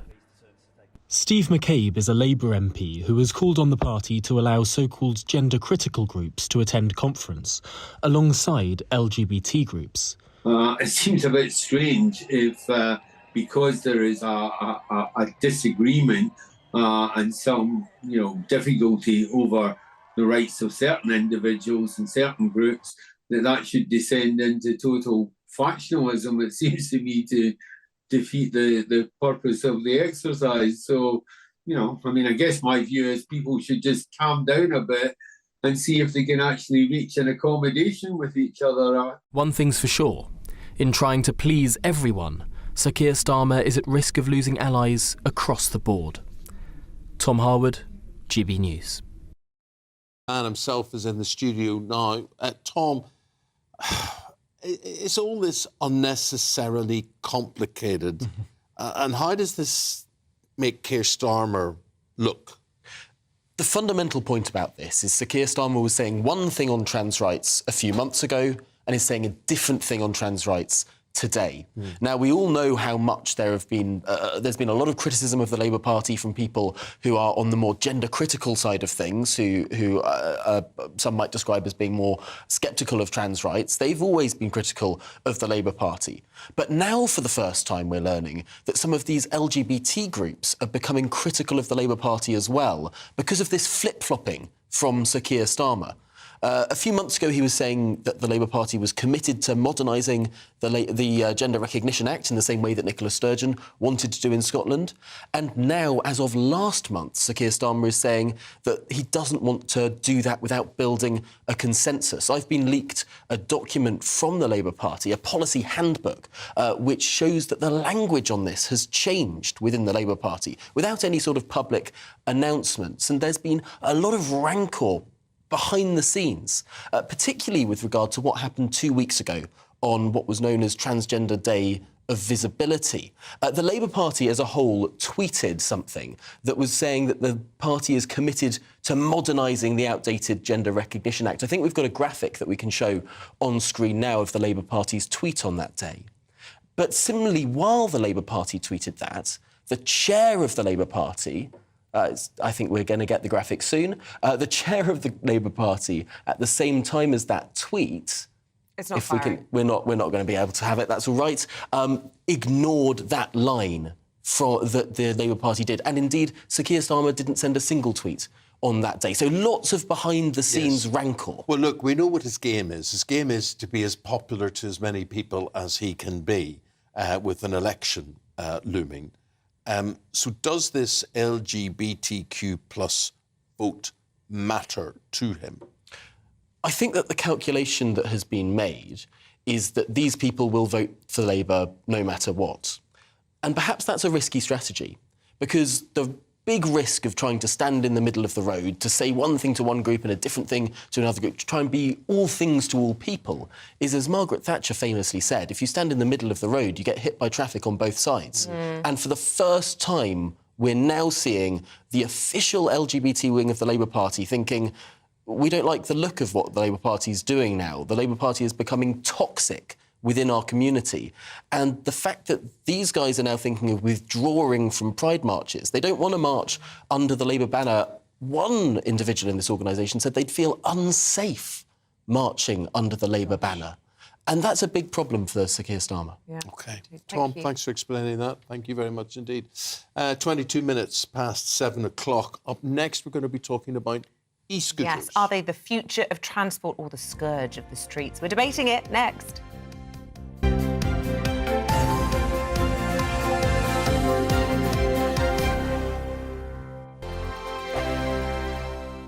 I joined GB News because I was sick and tired of not hearing my views being represented, not just mine, but so many people that I knew and spoke to. I just couldn't get my voice out there. I couldn't say anything, I couldn't do anything. Whatever the narrative was, I kind of had to follow it. GB News is there to provide a voice for those who have been ignored by the establishment media. We think different things, we've got a different style. GB News is here to be optimistic and positive about the future. It's real kind of dynamic and flowing, with the audience very much at the heart of it, like a big family.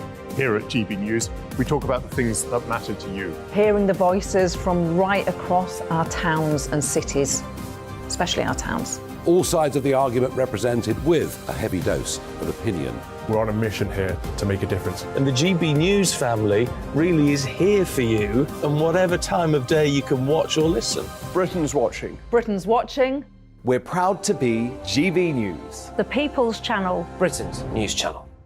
Monday to Thursday, 9 p.m. till 11 p.m. Join me, Dan Wootton. I'll bring you the sharpest takes and hottest debates. Do you not believe in prison? I don't believe in prisons. I'm completely stunned. I guarantee you there'll be no spin, no bias, no censorship. I actually was personally quite offended by it. And no reason to go to bed. So I guess they've always been quite woke. That's Dan Wootton tonight on TV, radio and online. Monday to Thursday from 9 p.m. till 11 p.m. on GB News. The People's Channel, Britain's news channel.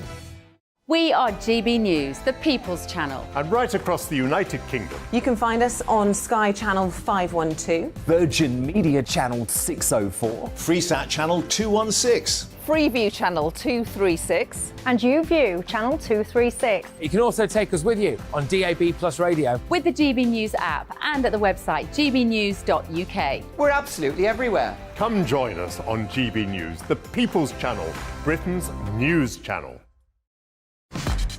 Start the day with GB News.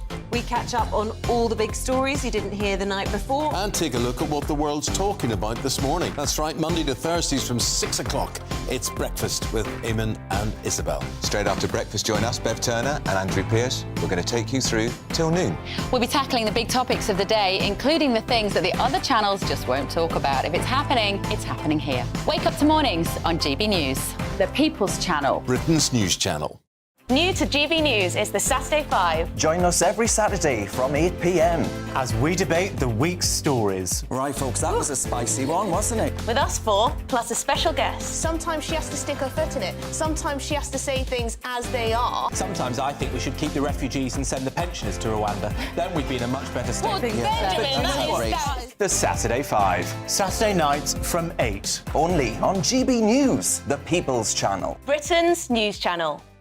I'm Mark White. As GB News Home and Security Editor, I cover those key issues that are so important to you. Our authorities, our communities doing all they can to combat violent crime. With the public services under unbearable strain, why are we still failing to control our borders? Defence, the first priority of any government, has been continually hollowed out. Can we trust our politicians to protect the armed forces? Join me, Mark White, on GB News.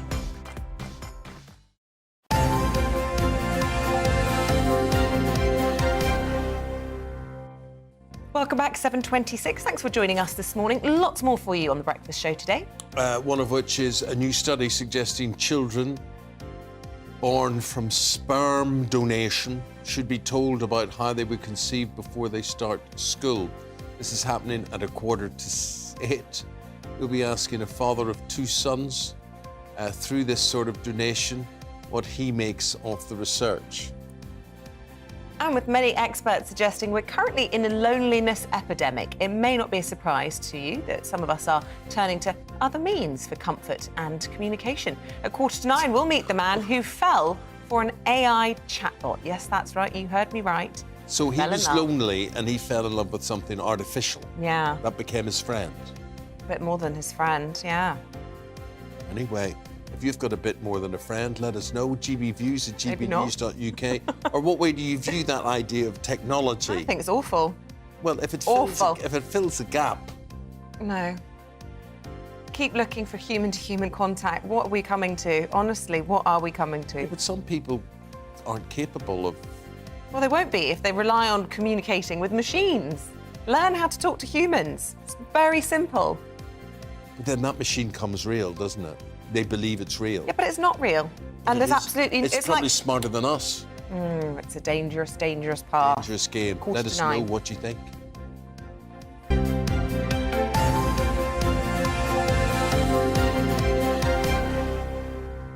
Right, electric scooters. I mean, the only question I have is why they're abandoned everywhere and why there are bikes littered around the streets. Absolutely. And you know how all that works. But anyway, the whole idea, e-scooters, should they be made illegal? Paris, isn't that where it happened? Yeah, banned. They said, no, we don't like them. You know, are they happening? Are they rentable in your area? Are they on a trial basis in your area? Are they fully fledged, allowed? Yes. Let us know. There's lots of confusion about them and lots of opinions on them. The companies who operate these rental scooters are calling for more clarity around the government's view on them. And our reporter, Jack Carson, has been looking into it. There are e-scooter trials in more than 30 regions across the UK. But with experiments being shut down and serious, sometimes fatal injuries plaguing their reputation, is their part in our future transport network under threat? Last week, Parisians voted to rid the streets of the French capital of rental electric scooters, with 90% of votes cast supporting a ban, albeit with a less than 10% turnout. Now, attention turns to the schemes here in Britain, as the government looks to possibly legalise all electric scooters in 2024. The UK General Manager at e-scooter company Voi, Jack Samler, says operators need certainty on the future of the industry in the UK. Voi alone, we've had over 25 million rides to date and around 40 to 45 million across shared e-scooter schemes across the whole of the UK. But all of that requires investment. It requires investment in the e-scooters themselves, in the technology that powers them, in our staff, in our warehouses. And for us to continue that investment, we need more assurance on the future of e-scooters. The trial in Birmingham was shut down in March because local government failed to close bids in time to renew the contract and safety concerns. A 12-year-old boy died in December when an electric scooter he was riding crashed with a bus in the city. But going forward, Voi remains optimistic about the part the technology has to play. We know they cut congestion and pollution and they help our cities meet net zero goals. And I think we can't shy away from the fact that we have to change the way we move. And that means moving away from a dependency on cars and trying to find other ways of moving around. Whilst cutting emissions is a positive for the environment, the National Federation of the Blind UK is campaigning to end the trials and keep the scooters illegal. Sarah Gayton is the shared space coordinator.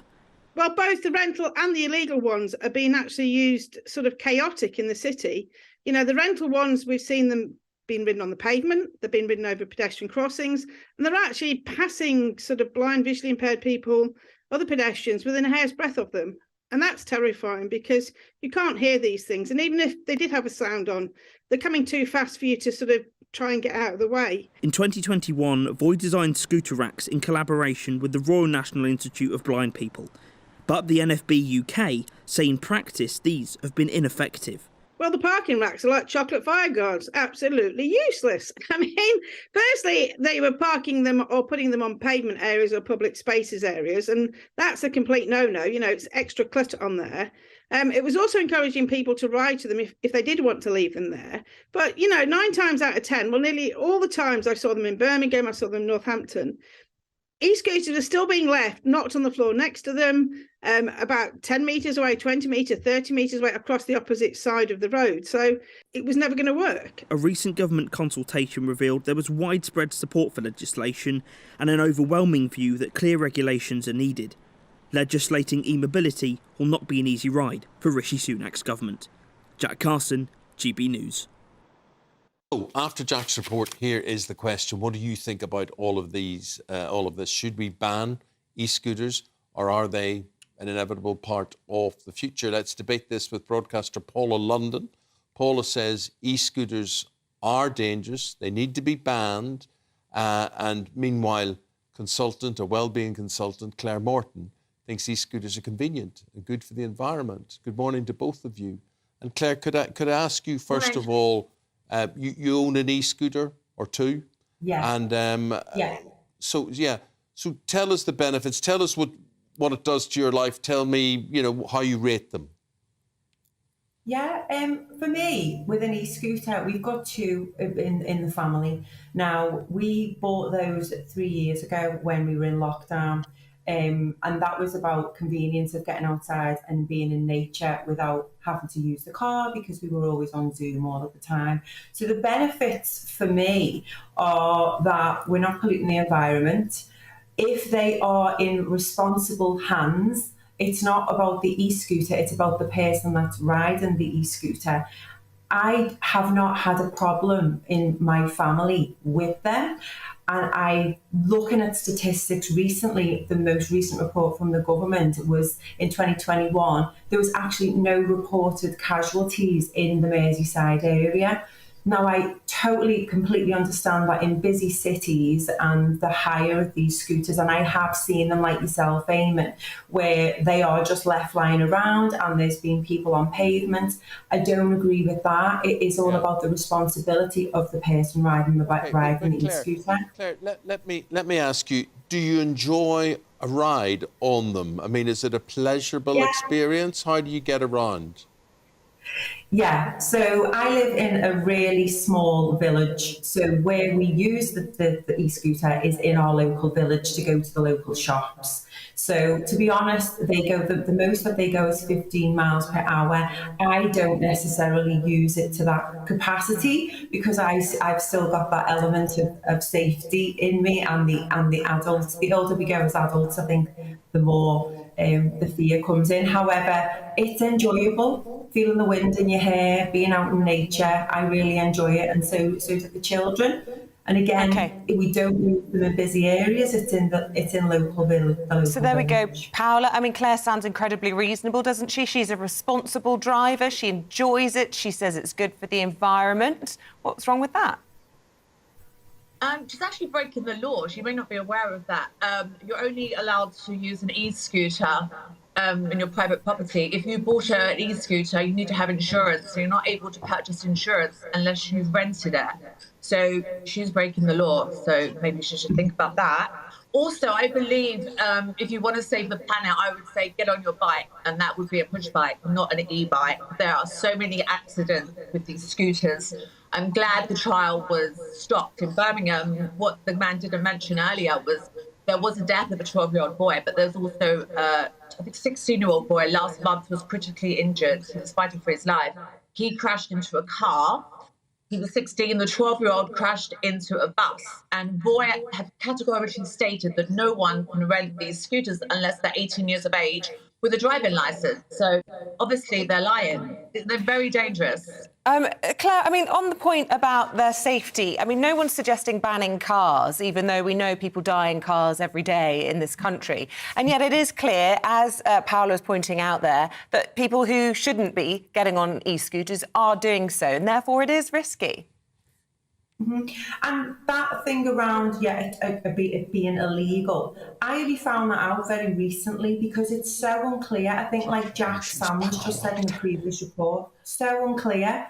So where are we in holding retailers responsible for this and letting us know this? Because it really is unclear, and it does need to be out there to say what we need to be doing about this. Do you want to come back on that, Paula? Yeah, also another thing I'd like to talk about is the risk of the fires. The London Fire Brigade, every 2 days, are called out to a fire on an e-scooter or an e-bike. So that is something that's very, very dangerous. That won't happen on a push bike. Also, I live in Covent Garden. I'm just on a holiday at the moment, and I saw an old lady get pushed to the ground with this youth going past her on a scooter. It's happened a lot in areas. And if you have problems with your mobility, if you're very young or very old, you should be able to walk around an area like Covent Garden, browse into shops, and not worried about getting knocked off your feet. It's very, very dangerous. I believe that they need to have number plates. Paul, I always remember as a kid, you know, and whether I was on a tricycle or a bicycle, being told off if you were on the pavement and whatever, you were regarded as a danger. Maybe more people walked on the pavement in those days than they do today. But the head there that we were saying, Claire, of one of those scooter companies, he was saying that they need certainty. They need to invest in these to get the operations up and running. They need to know where they stand with this. And at the moment, the future of the e-scooter isn't that definite, is it? No. Can I bring another point up about drinking drugs? Sorry, afterwards. Go ahead. Mm-hmm. So again, for me, it's not necessarily the e-scooter, it's the people on the e-scooter. You can't blame the machine. OK, and Paula, your point about drinking and driving an e-scooter?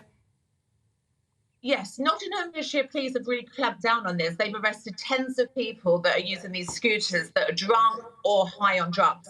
So they have lost their licence for doing that. And it seems to me the people that are gravitating to these scooters are the youth, and there are a lot of these people aren't responsible. A lot of people on bicycles, they're more responsible and they care more about other pedestrians on the road. A lot of bad people are getting on these scooters, and some robberies have happened where they're grabbing phones off people and then going along on their scooters.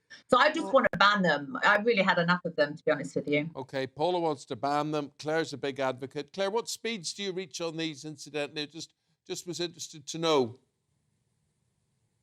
Between 5 to 10 miles an hour, but I know you can go up to 15 miles an hour, where you can feel the wind in your hair. Well, you love your hair being blown. You should get a hairdryer in front of you and just sit there and have it blow on you all the time. But listen, thanks for telling us your story. Thanks for relating that, both of you, very well. Thank you, Claire. Thank you. And thank you, Paula. Thank you. Right. Stay with us. We're talking about the state of the economy. The latest GDP figures have been released this morning. The economy is supposedly flatlining. We'll get the views of Derek Lord and Sophia Slay next.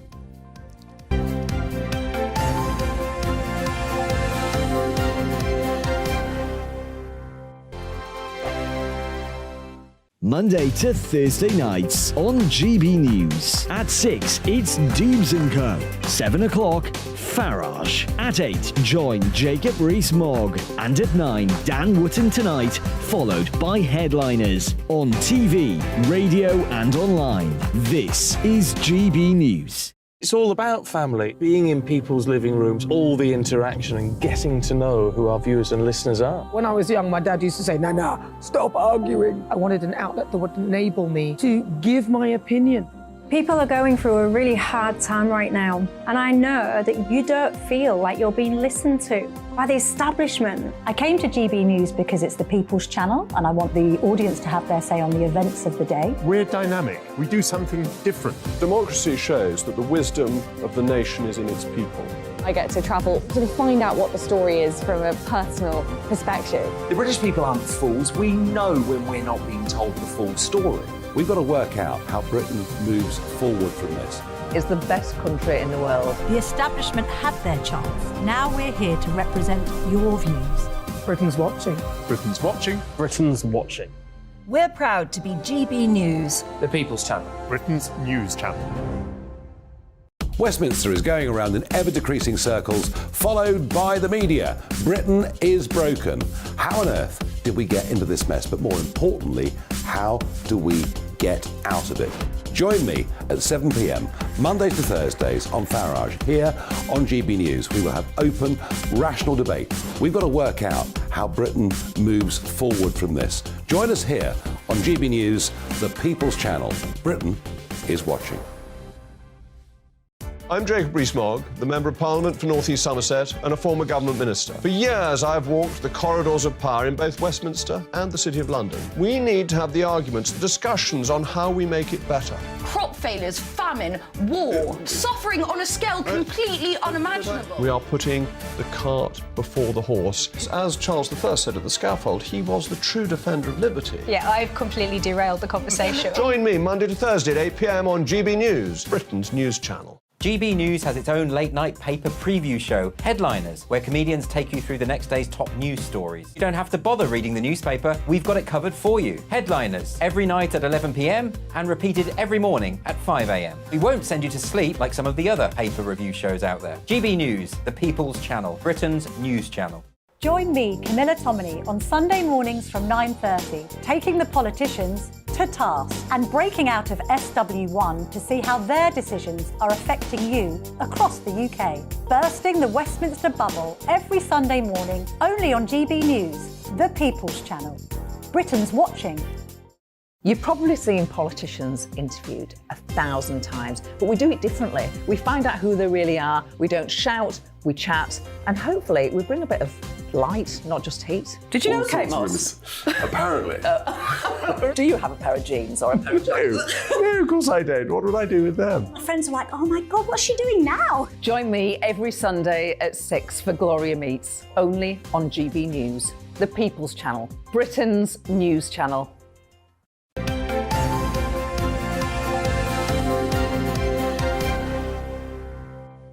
Coming up to 7:45, joining us to go through the papers in more detail this morning, we have the author and businessman Derek Lord, as well as the deputy political editor of the HuffPost, Sophia Slay. Welcome back.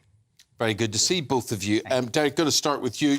At 7 o'clock this morning, the gross domestic product figures came out. They weren't good. They flatlined, but basically they could have been worse, I suppose. What did you make of them? Yes, I think you're right. Quant hominis tot sententiae. So not only Jacob Rees-Mogg can do Latin. I mean, with all statistics, they can be interpreted in many different ways, and this is no exception. I will say, though, I mean, 7 years later, this isn't a post-Brexit dividend. And we are in a real problem. But having said that, construction figures have gone up, which is encouraging.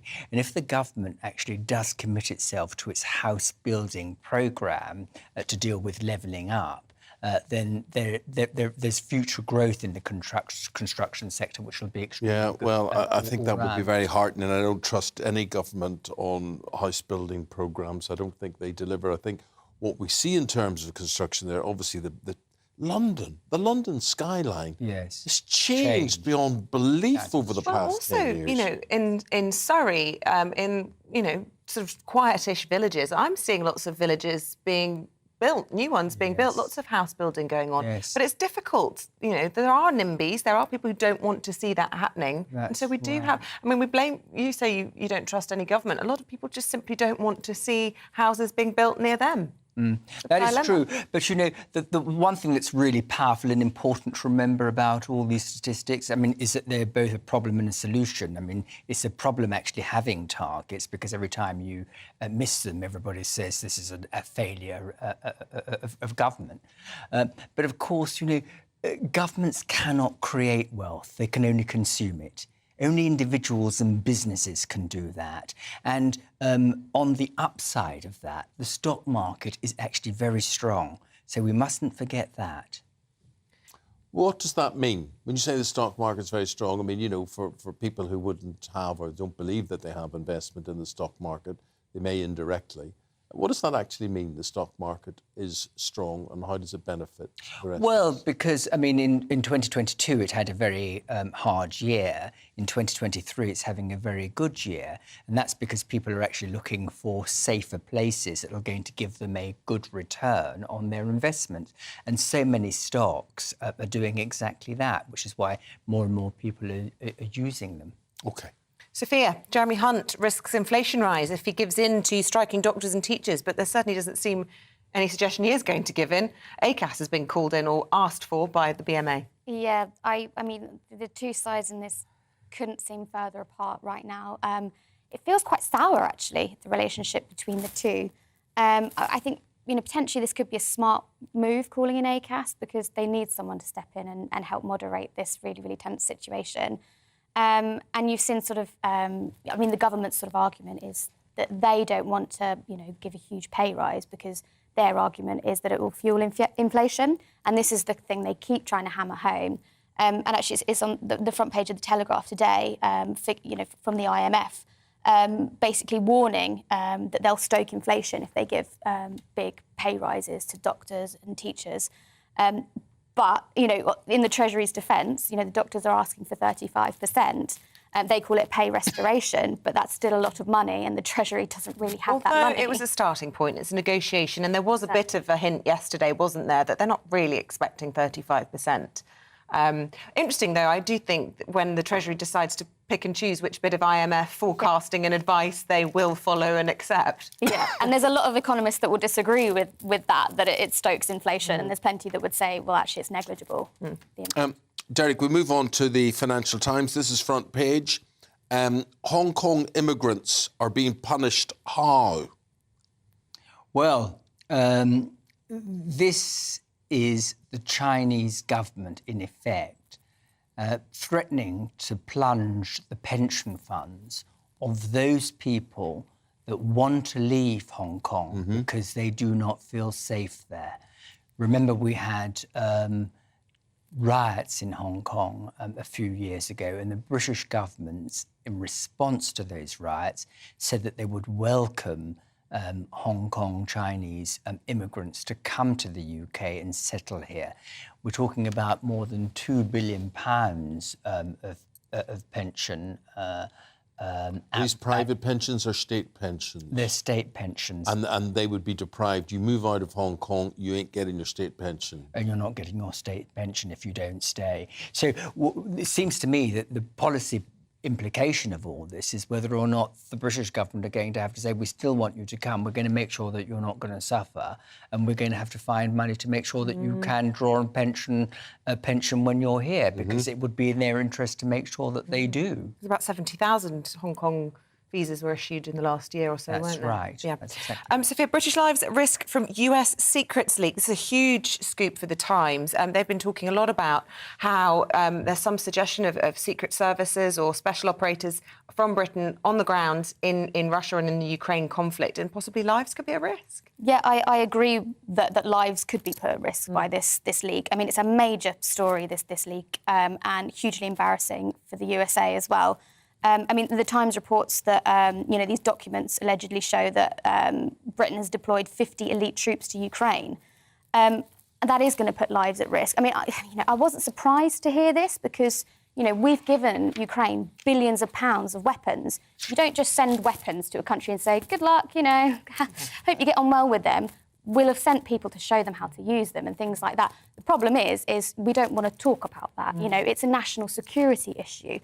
Those things should be secret. Well, also, once those secrets are in the public domain, they are open to being used as propaganda by the opposition, by the enemy. Yeah, you know, and we're seeing that happening. And there's some suggestion of Egypt's involvement and the covert sending of rockets and all this.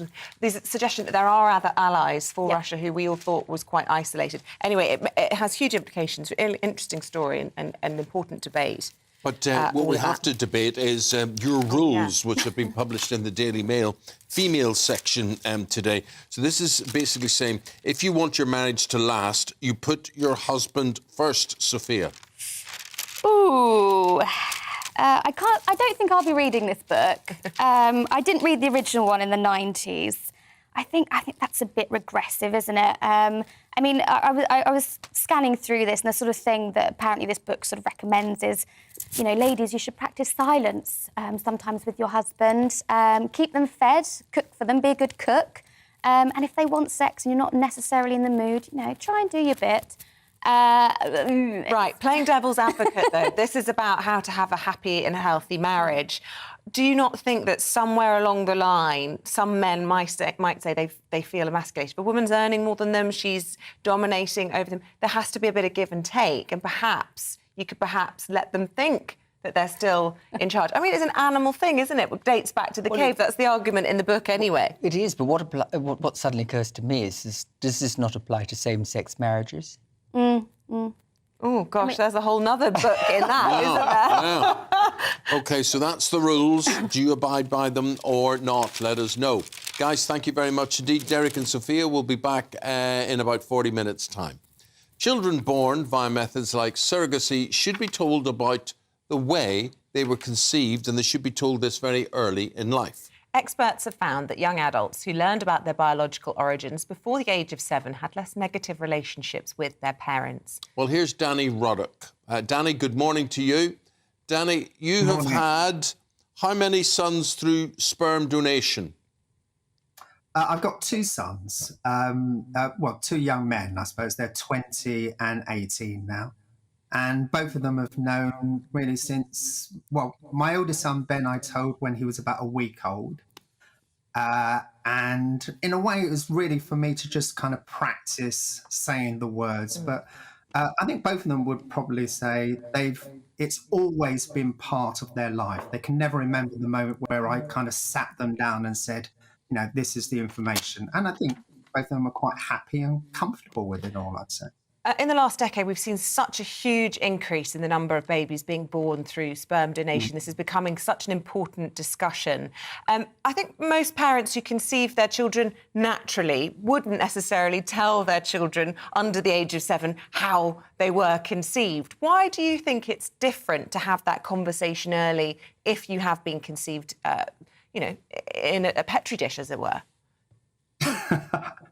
I mean... Yeah, in a petri dish, that's IVF, and yes, you can have donor conception that goes along with that. I think it's important to have the conversation. I mean, first of all, the actual act was a medical act. I mean, it's a case of there's no kind of sex that goes along with it. It's a medical procedure. I think I think there's a natural curiosity children have about their parents, about their origins as they're growing up. We have the conversation a lot, don't we? You know, who do you look at? Who do you look like? You know, you've got daddy's eyes, or you've got mummy's hands, or whatever it is. So I think the main reason I think to have the conversation is so you can have honest conversations with your children. And yeah, sorry, go on. But Danny, what was the reaction when you know, as your sons realised how they were conceived, or how they were brought into the world? They're now 20 and 18. What has their reaction been throughout the years to this? I think because we told them so early, there was never that shock moment. And many years ago, someone said to me, surround them with the information and then they'll grow into it. And I often think it's a bit like Shrek, which may sound a weird scenario, but let me bear with me for a second. So I've sat and I've watched Shrek with my children years ago. I knew the story, they knew the story, but there were some jokes in it that they didn't quite get. And the older they got, the more they understood what was going on. And I think it's the same with donor conception. You tell them about the information. The older they grow, the more those pennies drop. And I can remember actually when I think my oldest son was about 12, my youngest about 10. And I was reading this book and we were talking about genes. It was from the Donor Conception Network. My youngest one went genes and just thought there were genes that you wear. My oldest son got it. He really got it. It ended up actually with him bursting into tears, and actually probably so did I at the time. But there are those kind of milestones where eventually the information sort of sits with them, I suppose. So I suppose instead of this big shock revelation when they suddenly have what you could feel was a bit of an identity crisis, if they were a little bit older, they're familiar with the language, they may not understand the concept, but they grow into it. And that makes a lot of sense, the way you describe it. And you know, I suppose it's a debate more and more people need to be having. Well, Danny, thanks for discussing it with us today. Really appreciate it. Danny Ruddock is the father of 2 sons through sperm donation. The question is how early and when and if you should tell your children how they were conceived. Stay with us. We're going to have more on Prince Harry's decision. He will be attending the coronation. And some people are saying this sparks hopes of a reconciliation with his father, the king. What do you think?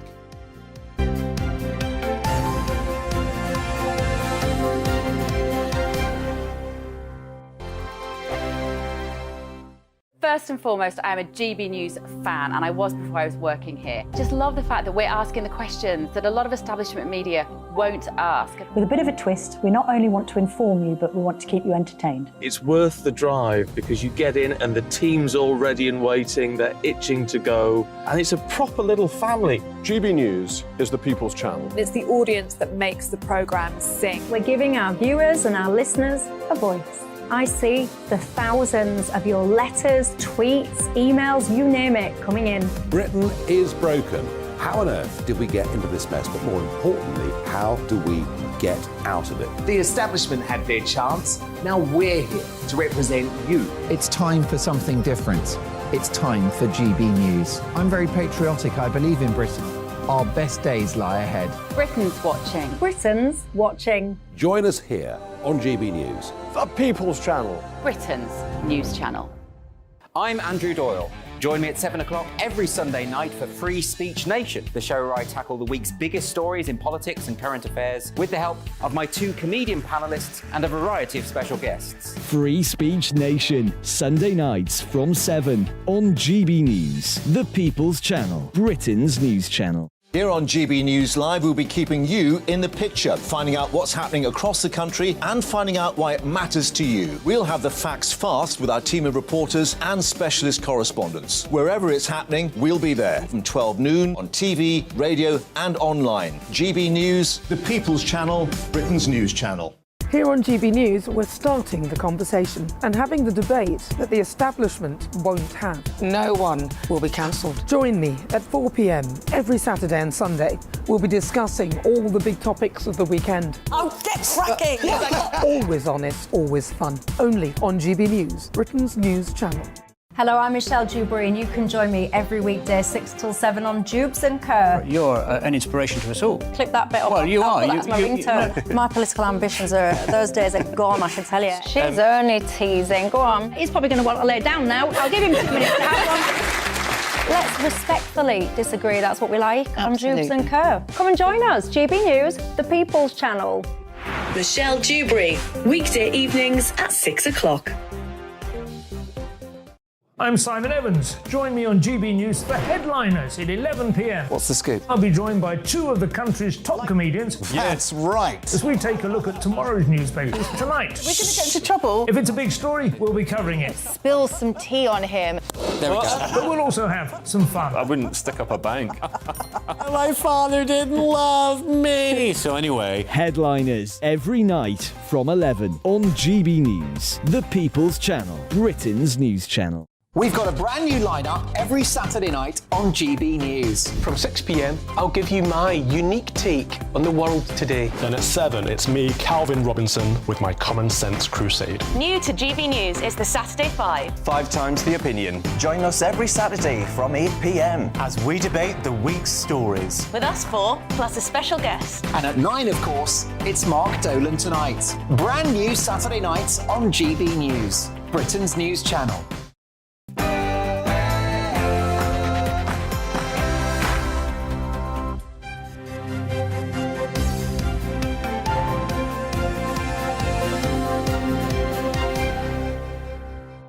The Duke of Sussex will attend the King's coronation, alone sparking hopes of a royal conciliation.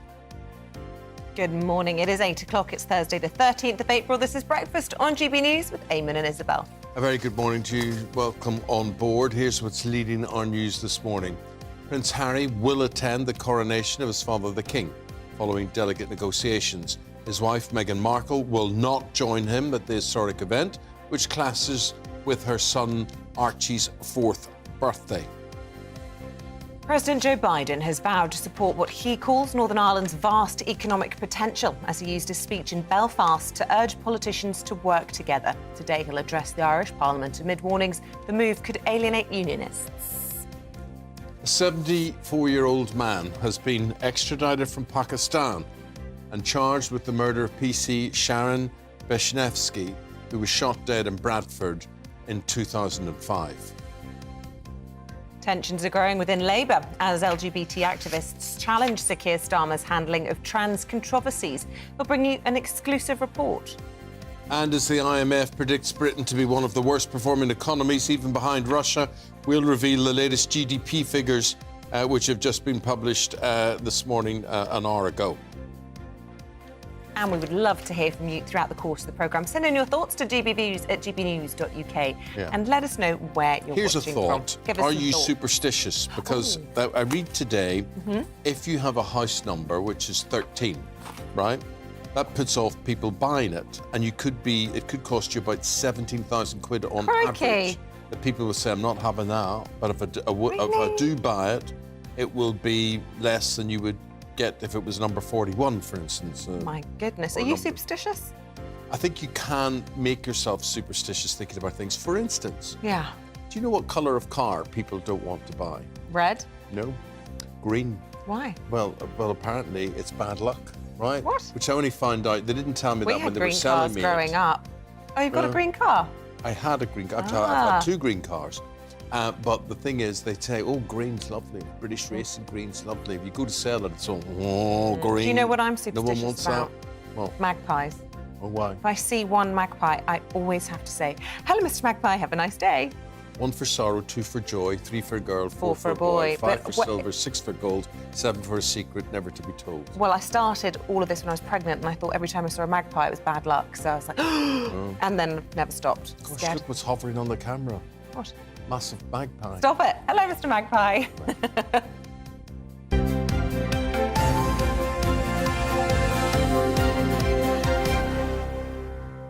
Top story on this Thursday morning, Buckingham Palace has confirmed that Prince Harry will attend the King's coronation, sparking hopes of a reconciliation with his father, the King. Well, his wife, Meghan, will not attend the ceremony, which is clashing with their son, Prince Archie's 4th birthday. Harry has not been seen with the royal family since his bombshell memoir, Sperm, was published. Well, let's speak to our royal reporter, Cameron Walker, who's outside Westminster Abbey for us this morning. Look, we're not long till the coronation now, are we, Cameron? In many ways, this could be seen as a win for the palace, that they'll have Harry there without some of the controversy, but perhaps a reconciliation's pushing it a bit too far. Yeah, I think perhaps you're right, Isabel. I think it's fair to say it's been a pretty turbulent time between the Sussexes and the rest of the royal family in recent months. And as you said, Eamonn, it is the first time that Prince Harry will see extended members of his family since the controversial Netflix series and his bombshell memoir, Sperm. But yesterday, the timings of the 2 statements, one from Buckingham Palace, one from the Sussex spokesperson, pretty much identical, to be honest, both released around 3 p.m, suggests some kind of coordination and cooperation between Buckingham Palace and the Sussex camp, as it were. And I think that perhaps is after weeks of, what the Mail has described as transatlantic ping pong, these delicate negotiations of will they, won't they attend the coronation. Now, of course, we know that Prince Harry is going to be attending the coronation, and only Prince Harry. Now, some people are saying that this is perhaps a snub from Meghan. Remember that it was King Charles who walked Meghan down the aisle in the absence of her own father during her wedding to Prince Harry. There's reports of perhaps the Sussex's demands not being met for some kind of apology from the royal family, and perhaps she's concerned that the British public won't be too happy and will give her an unwelcoming reception in central London, on the streets of central London, if she did attend. I think that's all just speculation, to be honest. I think perhaps what's more likely is the fact that it is Prince Archie's 4th birthday on the day of the coronation, so perhaps Meghan wanted to celebrate her son's birthday in private, away from the limelight, despite the fact that it is the coronation. Perhaps she's putting her children first ahead of any form of royal duties she perhaps feels she has. But Harry, of course, is returning. He's returned a lot more often to the UK than Meghan since Megxit in 2020. The King is reportedly very happy that his youngest son is going to be at the coronation. But the other big question, of course, is reconciliation with Prince William. If you remember in Prince Harry's memoir Spare, he accused his oldest brother of physically attacking him, an allegation that Kensington Palace has not commented on. I think perhaps that is unlikely. Yes, they're both going to be in the same room in Westminster Abbey, but from my understanding, it is going to be a very fleeting visit. So I think hopes of any reconciliation is very unlikely between the two brothers. But whatever the reason for Prince Harry attending, and only Prince Harry, the Sussex soap opera is certainly continuing. It's just, the announcement yesterday has just given more ammo, hasn't it, for everybody to speculate and papers to talk about it, of the relationships, the private relationships between Prince Harry and the rest of the royal family. But I think perhaps from Buckingham Palace's perspective, by releasing the statement now, just a couple of weeks before one of the most important days of the King's life, they're hoping by the time it comes to the coronation day, the spotlight will be firmly back on the King and Queen Consort. I just wanted to ask you about any more of the details that we know about the roles of the different senior royals in all of this. We understand it's going to be a blink and you miss it visit from Harry. He won't be on the balcony, he won't be in the procession. Do we know who will be in that royal procession after the coronation? I gather the Wales's children might be making star appearances. Yeah, so traditionally we would have the princes of the realm and the royal dukes pay homage to the sovereign at the coronation. From my understanding, although it hasn't been confirmed by Buckingham Palace, it's just going to be Prince William who is going to be doing that. So no Prince Andrew, no Prince Harry there. In terms of the procession, we are expecting the Wales's children, Prince George, Princess Charlotte and Prince Louis, to take part in the procession. I expect they will also appear on the balcony for the flypast following the coronation. From the working assumption is that it is, like the Platinum Jubilee, only going to be working members of the royal family on the balcony. But again, Buckingham Palace has not confirmed. But Prince George is going to be one of the pages for His Majesty the King as well. So he's got a special role on the day. Oh, it's very exciting. Wonderful. Thank you, Cameron. Thank you very much indeed. Thank you. Lots of views on the coronation. Hiromi says, I'm very happy Meghan will not be there. I was hoping Harry won't be either. Gosh. Linda says, thank goodness Meghan's not coming. It's a pity Harry is coming. I used to love him, but he's tried to destroy his family. Shame on him. And Simon says he needs more fodder to sell for cash to the media. That's why he's coming over to the coronation. Lots of cynical views, and I suspect very few coming out saying, we're delighted to see our homecoming son. Let us know if you do feel that way. I think how many people are mourning that Meghan won't be there. There you go. Joe Biden is here. Well, he's in Ireland anyway, and he continues his tour of the Republic today with a string of engagements in Dublin. The President will address the Irish Parliament before meeting with the Taoiseach, Leo Varadkar. It comes after the White House was forced to deny the President was anti-British following his brief meeting with the Prime Minister. Well, let's speak to our political editor, Darren McCaffrey, who's in Dublin now. Good to see you, Darren. Look, we were speaking to Chris Philp, Policing Minister, this morning, trying to get to the bottom of why, on the day the President was here in the UK, our Prime Minister didn't attend his keynote speech at the University of Ulster, and why the White House was forced to deny he was anti-British. What's gone wrong here? Well, he's forced to deny those remarks after a question was put to him about Arlene Foster, a GBNews presenter and former First Minister, suggesting that he was anti-British. The White House batted away that quite strongly, though, suggesting those remarks were simply untrue. Downing Street would point to the fact that Joe Biden has been to the UK 4 times as US President, that he's met Rishi Sunak 3 times since he became Prime Minister 6 months ago, and they did have this 45-minute chat, though you're right in suggesting it was a little odd that the Prime Minister had other engagements arrangements rather than attending that keynote speech at the University of Ulster yesterday. I think it is notable, though, that Joe Biden did make an effort during that speech to talk about his British heritage as much as his Irish heritage, and also to suggest that he was listening to the political parties in Northern Ireland, most notably Unionists. But you're right in saying that the focus is now on Dublin and the rest of Ireland today. After having left Belfast yesterday, he went up to County Louth, just south of the border, north of Dublin here, to meet with some of his relatives, if you like, his fifth cousins. It's part of the country that his ancestors come from. They referred to him as Uncle Joe, though he did make a slight gaffe in referring to the New Zealand international rugby team as the Black and Tans rather than the All Blacks. Anyone who knows their Irish history would know that is not a good mistake to make. Today, though, it is again about politics. As you say, he's meeting the Irish president at Aros and Uthron, the president's official residence here in Dublin, and he'll become the fourth US president to address both houses of the Irish Parliament. But in the end, also, it's going to become personal again, because tomorrow he's going to travel to Mayo on the west coast of Ireland, where he'll make a speech in front of ordinary Irish folk, if you like, again meeting some of his distant relatives. And this is the part of the trip, I think, that Joe Biden will enjoy most. Yesterday was the heavy political load. Today is, Isabel and Eamonn, is the kind of indulging in, I suppose, the kind of Irishness of Joe Biden. He probably is the most Irish president, Irish-American president we've seen since JFK. He wears the shamrock quite heavily upon his sleeve, and I think he'll revel in that today and tomorrow here in Dublin. Well, I'm just interested to know where you actually are in Dublin there. I recognise the road, but I'm not exactly sure where it is. Enlighten us. We're just on the north side of the city. As you travel in, actually, you would do from Belfast, heading into the centre of Dublin. Engagements due to take place a little later on this morning, Eamonn, down in the Phoenix Park, which is not terribly far from here, where the Irish president has his official residence. Good lad, Darren. Thank you very much indeed. You recognise that road, so quick escape for Darren out to the airport there. Despite a healthy lead in the polls, tensions within the Labour Party are rising. What's this over, Well, Isabel? this is on Keir Starmer's so-called flip-flopping on stances such as trans issues. Well, GBNews has learned that the LGBT wing of the party is considering withdrawing from pride marches due to how toxic the brand has become in that community. Our deputy political editor, Tom Harwood, has the story.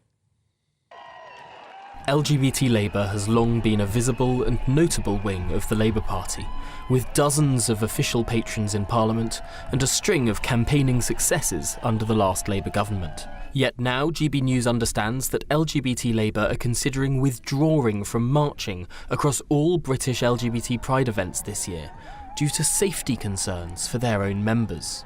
Senior sources within the group have told us that the Labour Party has become viewed with increasing hostility within parts of the LGBT community in recent months. This follows a series of U-turns from the leadership of the party. The hostility has grown to the point that many members now do not feel comfortable marching under the Labour Party banner. Lloyd Russell Moyle, a patron of LGBT Labour, told GB News, I am proud to have walked and marched with Labour LGBT members at prides around Britain, and anything that makes that more difficult is something that I will oppose, and so will many of my colleagues. But that is not different from saying that we need a reset to this debate and we need to bring the public on board. These concerns revolve around recent controversies regarding transgender rights, which LGBT Labour has been campaigning fervently in favour of. Yet Sir Keir Starmer has been seen to flip-flop on these issues, raising concern and hostility from what many would consider to be Labour's most natural allies. Not only have Labour's recent positions put Labour out of joint within the so-called gender-critical movement, but U-turning on many of these positions has made Labour, and particularly Sir Keir Starmer, seem like an untrustworthy ally to many within LGBT Labour. In 2020, the Labour leader said the Gender Recognition Act was, quote, in desperate need of reform to introduce self-declaration for transgender people. And as recently as October, Sir Keir was on record saying, we will also modernise the Gender Recognition Act. Yet by late March this year, he has suggested he does not support such a change, and that if you're going to make reforms, you have to carry the public with you. And I think that's a very important message, and I think that's why it's clear that in Scotland there should be a reset of the situation. Starmer has also come under criticism for meeting with an anti-LGBT pastor over the Easter weekend. Steve McCabe is a Labour MP who has called on the party to allow so-called gender-critical groups to attend conference, alongside LGBT groups. It seems a bit strange if, because there is a disagreement and some, difficulty over the rights of certain individuals and certain groups, that should descend into total factionalism. It seems to me to defeat the purpose of the exercise. So, I guess my view is people should just calm down a bit and see if they can actually reach an accommodation with each other. One thing's for sure, in trying to please everyone, Sir Keir Starmer is at risk of losing allies across the board. Tom Harwood, GB News. Time at 60 minutes past the hour of 8 o'clock? 8:16. 8:16. Let's bring you up to date with the rest of today's news stories. The BMA has formally asked the government to enter talks to help end the junior doctors' pay dispute. It comes as thousands of junior doctors in England walk out for the third of 4 days of industrial action this week. Downing Street have refused to negotiate unless the BMA abandons demands for a 35% pay rise.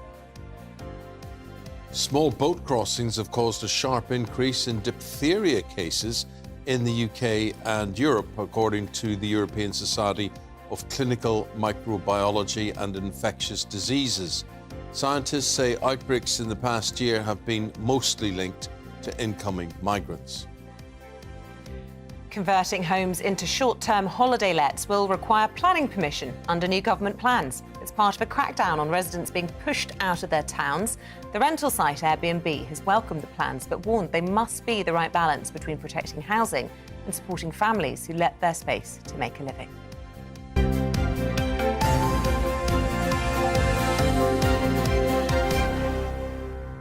So why would letting your house out to be an Airbnb, why would that be threatening to...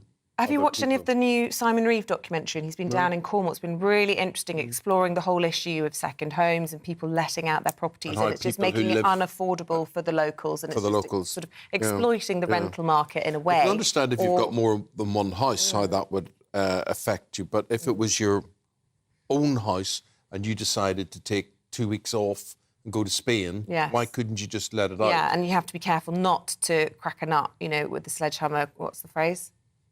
To crack a nut with a sledgehammer. You know the phrase. Yeah. What is this, like, catchphrase? Is this? Are we sort of... Not to... Isabel, what is the picture saying? Not to be too heavy-handed and make more problems than were there, which is what Airbnb were trying to say. Yes, we welcome this, but it has to be balanced. You know me. I like to be balanced. OK, well, it wasn't balanced for Chelsea last night. Real Madrid hit 2 past them in the Champions League. Paul Coyte with his take on all of that after this. What's the phrase?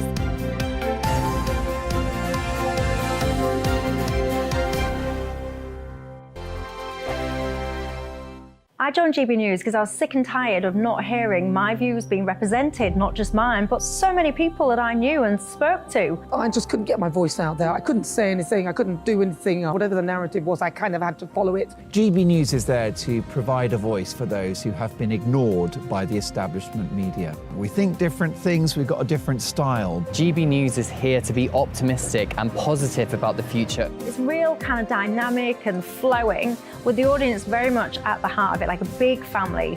Here at GB News, we talk about the things that matter to you. Hearing the voices from right across our towns and cities, especially our towns. All sides of the argument represented with a heavy dose of opinion. We're on a mission here to make a difference. And the GB News family really is here for you, and whatever time of day you can watch or listen. Britain's watching. Britain's watching. We're proud to be GB News. The People's Channel. Britain's news channel. Monday to Thursday, 9 p.m. till 11 p.m. Join me, Dan Wootton. I'll bring you the sharpest takes and hottest debates. Do you not believe in prison? I don't believe in prison. I'm completely stunned. I guarantee you there'll be no spin, no bias, no censorship. I actually was personally quite offended by it. And no reason to go to bed. So I guess they've always been quite woke. That's Dan Wootton tonight on TV, radio and online. Monday to Thursday from 9 p.m. till 11 p.m. on GB News. The People's Channel, Britain's news channel. We are GB News, the People's Channel. And right across the United Kingdom. You can find us on Sky Channel 512. Virgin Media Channel 604. Freesat Channel 216. Freeview Channel 236. And YouView Channel 236. You can also take us with you on DAB Plus Radio. With the GB News app and at the website gbnews.uk. We're absolutely everywhere. Come join us on GB News, the People's Channel, Britain's news channel. Start the day with GB News. We catch up on all the big stories you didn't hear the night before. And take a look at what the world's talking about this morning. That's right, Monday to Thursdays from 6 o'clock. It's Breakfast with Eamonn and Isabel. Straight after breakfast, join us, Bev Turner and Andrew Pearce. We're going to take you through till noon.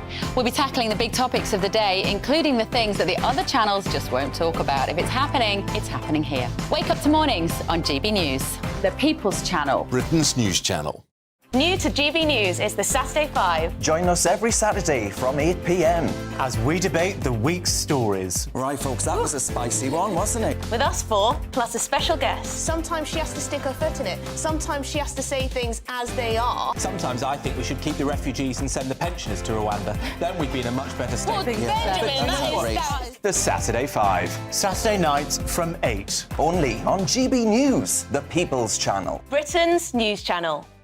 I'm Mark White. As GB News Home and Security Editor, I cover those key issues that are so important to you. Our authorities, our communities doing all they can to combat violent crime. With the public services under unbearable strain, why are we still failing to control our borders? Defence, the first priority of any government, has been continually hollowed out. Can we trust our politicians to protect the armed forces? Join me, Mark White, on GB News.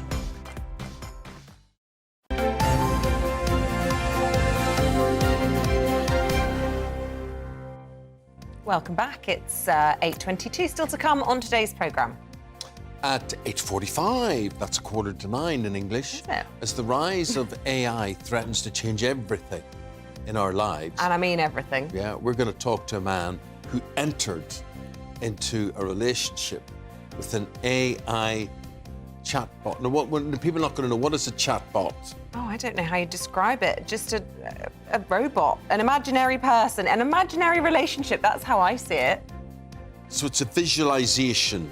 Yes, it's like a bot that can respond to you, pretend that they love you, pretend that they're seducing you, pretend that you're in a relationship. How do you get one of these? Yeah, And at 9:15. We're just dispensable, us ladies. I guarantee it'll all be men, by the way, entering these relationships. I mean, women, because they want their men to actually do things like put the bins out. All right. Anyway, all right. 9:15, we're going to be celebrating 70 years since the release of Ian Fleming's very first James Bond book, Casino Royale. Gosh, 70 years. But also talk about the future of it. Phoebe Waller-Bridge.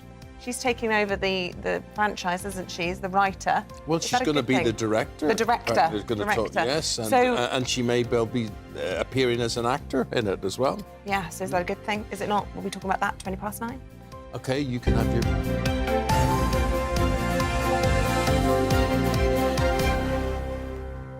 The back pages, let's have a look at those. Guardian, Chelsea's disappointing 2-0 defeat to Real Madrid last night.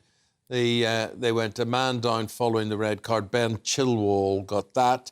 Mail also cover that defeat, as well as Bayern Munich's Mane, what is that? I'm glad you're doing these. Mane, it was Mane, who reportedly punched his teammate Sané. So Mane punched Sané, right? Yes. After their loss to Man City. Good, I like to see that. I like to see a bit of passion like that. And reality check for the interim Chelsea manager, Frankie Boy, as they were left needing a miracle after last night's performance. The Stars are reassuring Manchester United fans like myself that Marcus Rashford will be fit to play before the end of the Premier League season. Paul Coit here now with that.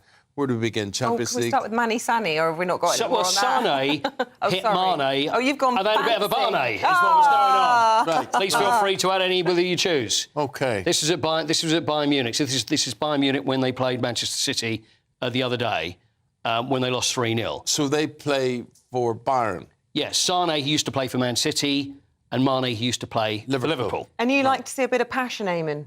Oh, I do. I loved how the linesman elbowed the Liverpool player the other day. I thought that Shows was you very care. good. Yeah, exactly. I'll tell you what I don't like. Go on then. I don't like players going out and hugging each other. Before the game? Opponents hugging each other. Well, afterwards. Did you see that, though, yesterday? I like that afterwards. Afterwards, no. You can shake hands. No. Beforehand, Well, if I've lost, why do I want to shake hands with anybody? So at what point will you shake hands?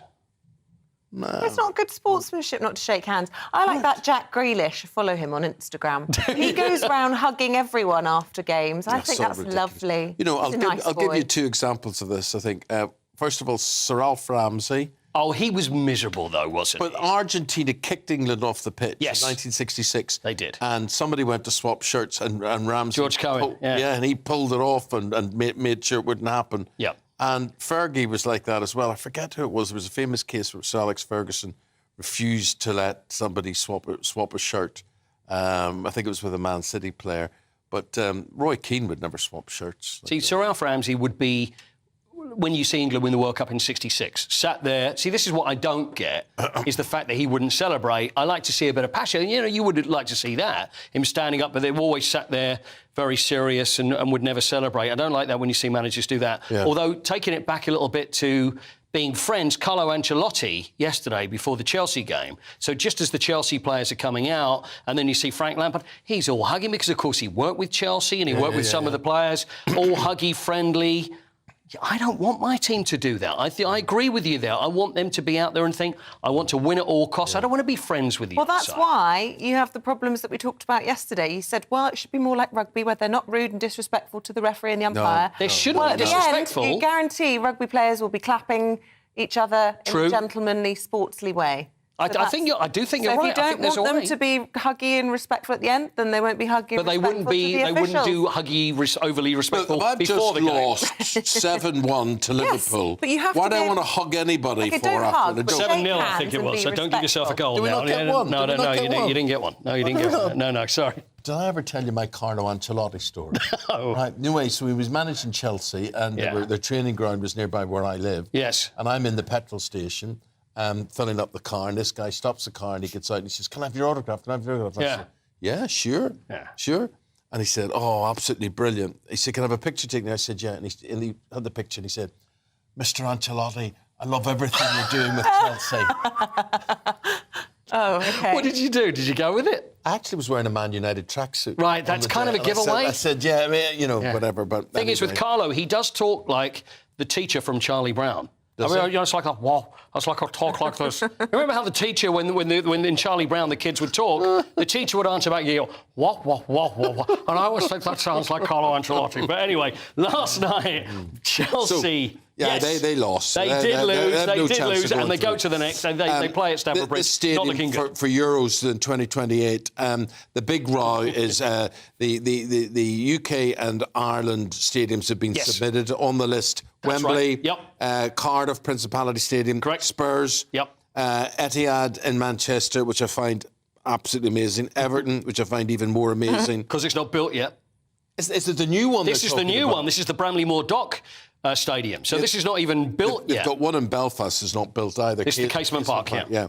So St James's, Villa, Hampden and Aviva in Dublin. Anything missing? Yes. Old Trafford's missing. Right. And I just think if anybody... I mean, are you seriously telling me the Theatre of Dreams you wouldn't put forward as a venue? You know... It's looking a bit tired, though, isn't it, Eamonn? Doesn't need a little bit of a facelift? Well, it's the second biggest next to Wembley, but it needs a bit of a clean-up. And it's got 80,000 people in it. You don't see Where's any Wrexham in all this? That's what I want to know. Sorry? Where's Wrexham? Wrexham, oh, trust me, Wrexham, when they build their 100,000-seat stadium, then Wrexham will appear a world. But that's it. But that is an argument, though. Greatest sporting event of the year on Saturday, Grant National. And the Cheltenham... No, it's not the Cheltenham Festival, it's the Grant National Festival. The Grant National Festival. But You've done the Cheltenham Gold Cup runner-up has actually been withdrawn, I believe. That's right, yes. And Well, it's over 3 days. The actual festival begins today. It's all about Saturday, though, isn't it? 5:15, the actual Grand National itself. I remember when it used to be 3 o'clock. Well, I remember that too, Yeah. but now they've moved it, so it's now... we used to even show it at half-time, I remember, at Spurs. You get in between a game, let's get the Grand National on, but then often half-time wasn't long enough, and then you'd have to cut it off before the end of the race, and then find out what happens. But it's 50 years since Red Rum won it for the first time, the greatest horse the Grand National has ever seen, 3 times won, 73, 74 and 77. So they'll be celebrating Red Rum, of course. The horse would have got older, and they would have handicapped it more every year, would have got more weights on it as well. What an achievement. I don't think we'll ever see that again. No, no, we won't. And for those that remember, also Red Rum turned around the Grand National because this was, it was in decline. It really Hadn't got a was. The whole sponsor thing. by then. There was no, the whole thing was falling down, and they wondered whether it would continue. But it was down to Red Rum. But I did find out something about Red Rum that you might not know. What? Is that Red Rum had a best friend. And this, I know this sounds ridiculous, but it's true. And it was a donkey by the name of Andy. Now, look, there we are. Now, there's Red Rum on the left in the 1970s, and that's Andy. And if ever Red Rum was unhappy, if they went to Aintree, if they went to anywhere, and because also Red Rum would have to do lots of meets and greets, they'd often take Red Rum around. They would take Andy along because Andy was Red Rum's best friend. Oh, stop! And there's Andy the donkey, who never got anywhere near. There's a movie in that. Credit, I think so. Andy and Rummy. There we are. And so, I mean, there was a very good donkey, I think it's called George, in Banshees of Inisherin as well, the film. Something about donkeys. Have you been in a donkey derby, by the way? Have you done the donkey derby? No. Do you ever run in a donkey? I've been in a donkey derby. I'm sure to my shame I have been. Yes. And now, of course, there was only like 5 at the time. What's a donkey derby? Donkey derby is along the beach. Holiday camps or whatever. You'd have donkeys and they'd race against each other. Oh, brilliant. And then you would ride the donkey. Oh, fantastic. Because I thought my racing career would when I came second in a donkey derby. There's a song, riding on a donkey. Riding For once, Paul doesn't get it. That was the... you know what? That was that Rolling Stones? No, have you ever been to somewhere where the Does it rhyme with donkey? I'll find out. We must look that up. Oh, yes, we must. Anyway. Paul, Thank it's a you. pleasure. Thank you. Thank you very much. What's that donkey Did you get called? anything from that, by the way? Did I get what was anything? that donkey called? The donkey was called Andy. Andy the donkey. Andy the donkey. That's a brilliant story. Wonderful. Andy calmed Red Rum down. That's right. Yeah, I love it. There's Andy definitely a film in that story. I think so. Look, we're going to focus on a developing story now. A 74-year-old man will appear in court today charged with the murder of PC Sharon Beshnevsky, who was killed in Bradford in 2005. His name's Pratadita Khan. He was extradited from Pakistan. And he was taken into custody at West Yorkshire Police Station. Let's go to our national reporter, Paul Hawkins, outside Westminster Magistrates Court now. And Paul, tell us what the procedure is today, what's going to happen.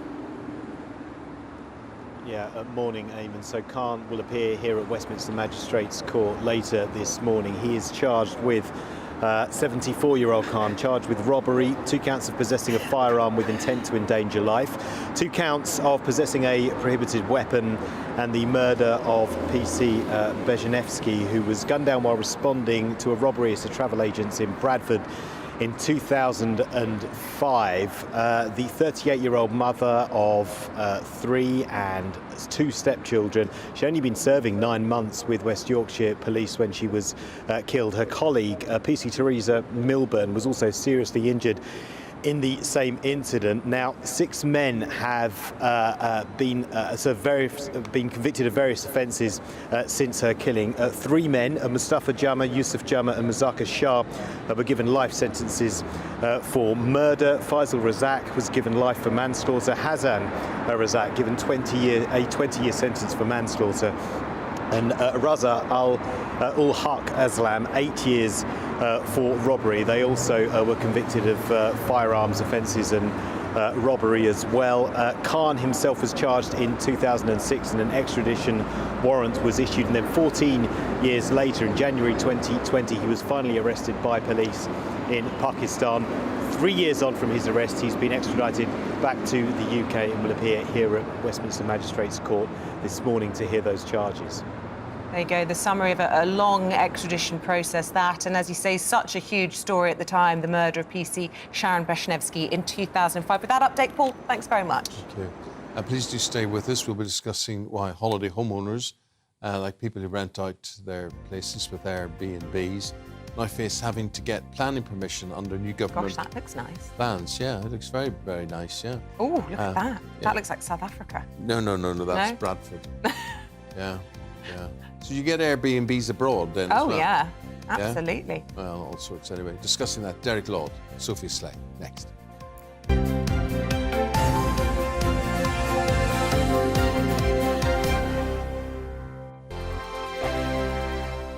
Monday to Thursday nights on GB News. At 6, it's Dubes & Co. 7 o'clock, Farage. At 8, join Jacob Rees-Mogg. And at 9, Dan Wootton Tonight, followed by headliners on TV, radio and online. This is GB News. It's all about family, being in people's living rooms, all the interaction and getting to know who our viewers and listeners are. When I was young, my dad used to say, Nana, stop arguing. I wanted an outlet that would enable me to give my opinion.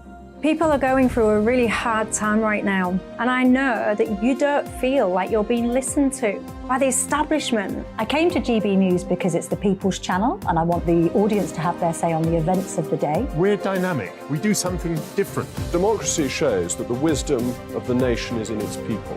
I get to travel to find out what the story is from a personal perspective. The British people aren't fools. We know when we're not being told the full story. We've got to work out how Britain moves forward from this. It's the best country in the world. The establishment had their chance. Now we're here to represent your views. Britain's watching. Britain's watching. Britain's watching. We're proud to be GB News. The People's Channel. Britain's news channel. Westminster is going around in ever-decreasing circles, followed by the media. Britain is broken. How on earth did we get into this mess? But more importantly, how do we get out of it? Join me at 7 p.m, Mondays to Thursdays on Farage, here on GB News. We will have open, rational debate. We've got to work out how Britain moves forward from this. Join us here on GB News, the People's Channel. Britain is watching. I'm Jacob Rees-Mogg, the Member of Parliament for North East Somerset and a former government minister. For years, I've walked the corridors of power in both Westminster and the City of London. We need to have the arguments, the discussions on how we make it better. Crop failures, famine, war, suffering on a scale completely unimaginable. We are putting the cart before the horse. As Charles I said at the scaffold, he was the true defender of liberty. Yeah, I've completely derailed the conversation. Join me Monday to Thursday at 8 p.m. on GB News, Britain's news channel. GB News has its own late-night paper preview show, Headliners, where comedians take you through the next day's top news stories. You don't have to bother reading the newspaper. We've got it covered for you. Headliners, every night at 11 p.m. and repeated every morning at 5 a.m. We won't send you to sleep like some of the other paper review shows out there. GB News, the People's Channel, Britain's news channel. Join me, Camilla Tominey, on Sunday mornings from 9:30, taking the politicians to task and breaking out of SW1 to see how their decisions are affecting you across the UK. Bursting the Westminster bubble every Sunday morning, only on GB News, the People's Channel. Britain's watching. You've probably seen politicians interviewed 1,000 times, but we do it differently. We find out who they really are, we don't shout, we chat, and hopefully we bring a bit of light, not just heat. Did you know Kate Moss? Apparently. Do you have a pair of jeans or a pair of jeans? No, of course I don't. What would I do with them? My friends are like, oh my God, what's she doing now? Join me every Sunday at 6 for Gloria Meets, only on GB News, the People's Channel, Britain's news channel.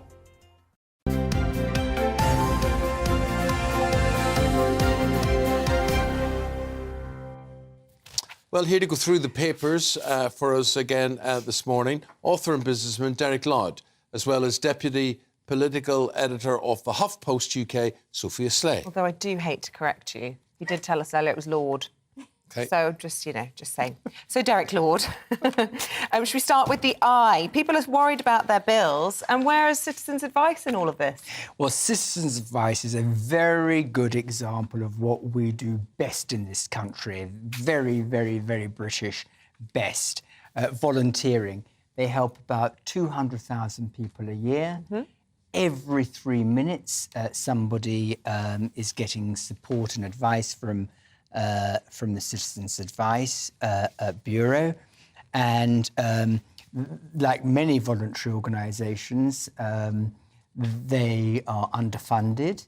But it seemed to me to be a really heartwarming story, this, you know, of how important volunteering is. I have a friend that works for the Citizens Advice Bureau, and he'd be very pleased with this story. Yeah, it's great when people feel they can give up their own time to give back. It's very often what I find funny about it, just from the people that I know that also volunteer, is it's quite often people who have not relatable issues to the people that are walking in the door. They've got quite privileged lives, and yet they are taking the time to try and help people when, you know, things are really hard. They've got nowhere to turn. But I'm a bit sort of unsure about that. I mean, something where you need detailed advice and forensic advice and citizens' advice. I'm not sure I want to volunteer doing that, Derek.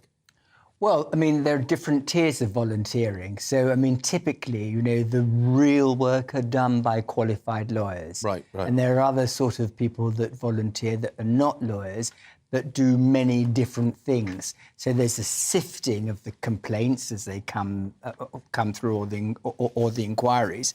So it's a predominantly voluntary organisation, and it's fantastic that they exist, and we should be celebrating volunteers today. OK. Sophia, you want to talk, this is front page of the Telegraph, and this is about the use of police time. Yeah, I mean, you had the Minister, Chris Philp, on earlier this morning talking about it as well. And basically, he wants the police to spend less time dealing with, you know, things like Twitter spats or neighbourly disputes and whatever, and spend more time actually fighting crime.